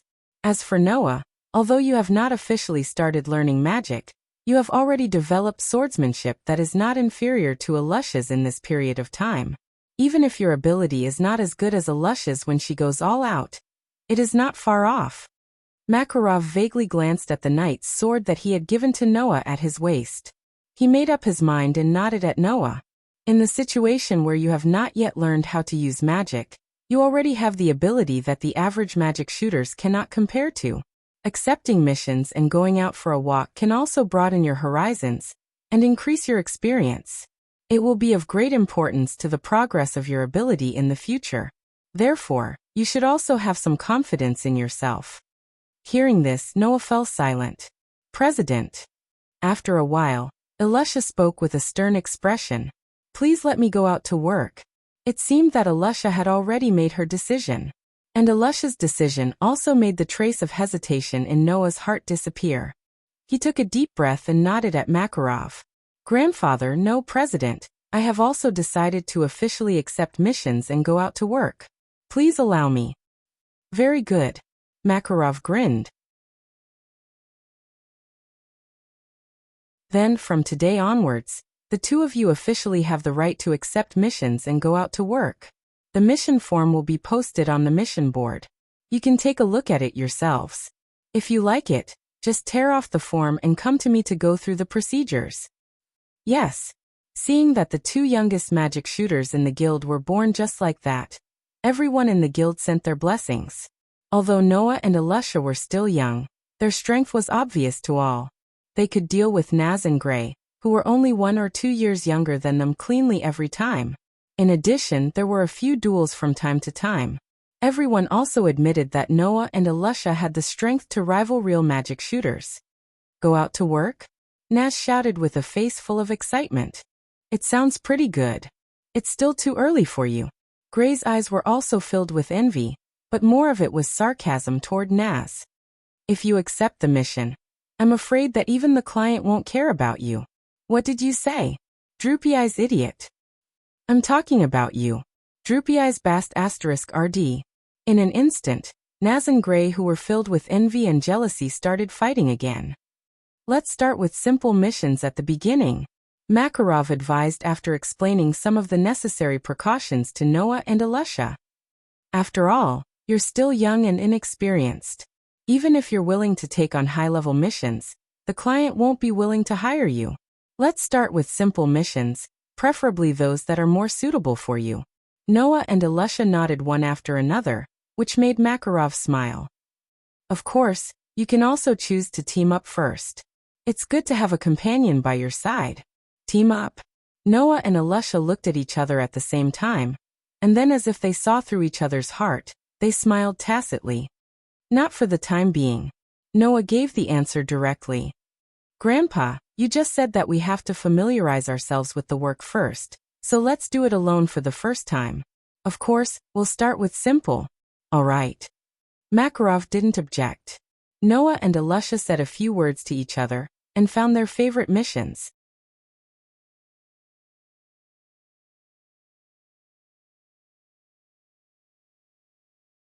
Chapter 26. Fairy Tale was the #1 magic guide guild in the Fiori Kingdom. In terms of scale and strength, there were less than 5 guilds in the Fiori Kingdom that could compete with Fairy Tale. Naturally, Fairy Tale would receive many quests from all over the Fiori Kingdom every day, and there were all kinds of quests. Noah, who was standing in front of the quests, saw simple quests such as finding some items, chasing away thieves or hooligans, slightly difficult quests such as removing curses that required the use of magic, and even more difficult quests such as annihilating illegal magic shooter organizations and harming magical creatures, etc. Generally speaking, the harder the quest, the higher the reward. Needless to say, the more life-threatening the quest, the higher the reward would be. However, these quests were not within the scope of Noah's consideration as he had just been able to go out to work. After discussing with Alusha, the two of them decided that the difficulty of their first quest could not be too high, and it could not be too far away. Otherwise, if they were alone, there would be all kinds of trouble. Whether there would be danger or not, there was no guarantee in terms of efficiency. Therefore, those quests that required them to go to distant places and were more dangerous, as well as those quests that required the use of magic, were all eliminated by Noah. Alusha had unknowingly torn down a list of quests and went to Makarov to receive the quest, preparing to go out to work. Noah, on the other hand, looked at the list of quests for a while before fixing his gaze on one of them. He stretched out his hand and tore down the list of quests. Have you decided? Makarov, who had been standing behind Noah, nodded his head when he saw the quest that Noah had chosen. This quest seems a little strange, but the difficulty shouldn't be too high. However, you still have to be careful. If you find that you can't solve it, or if you feel that it's dangerous, don't try to be brave and just give up the quest. You're still young. Hearing Makarov's words, Noah nodded, but his hand tightly grasped the letter of commission in his hand. His heart was slightly surging. The blue sky was boundless. The green field full of vitality was bottomless. In the endless green field, at the end of a walkway, an 11 or 12-year-old boy was carrying a long cloth bag on his shoulder, as if he was carrying an ankle-length backpack.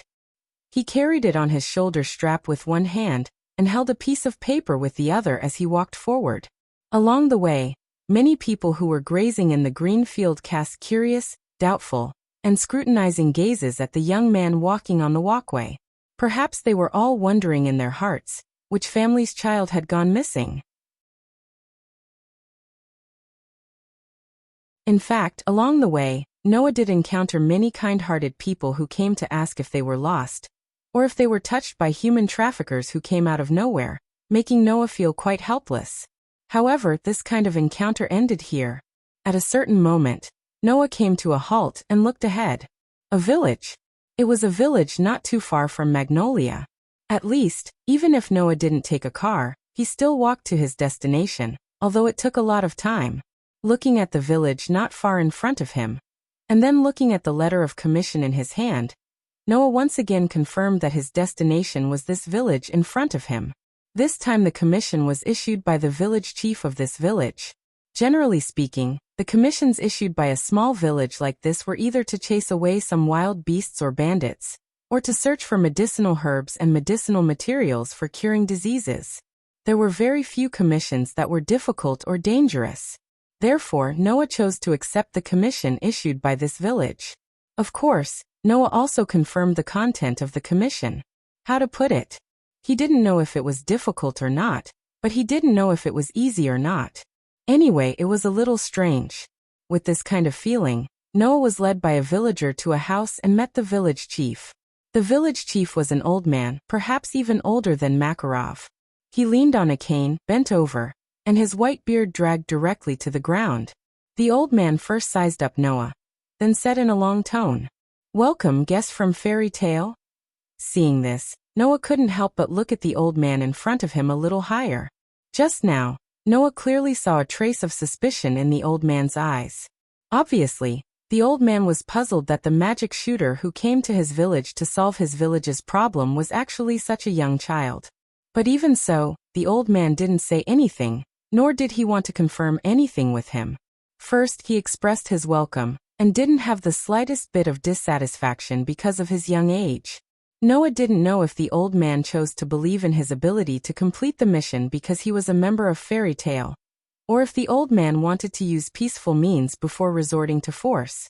In short, the old man didn't make things difficult for Noah at first, which made Noah feel a lot more relaxed.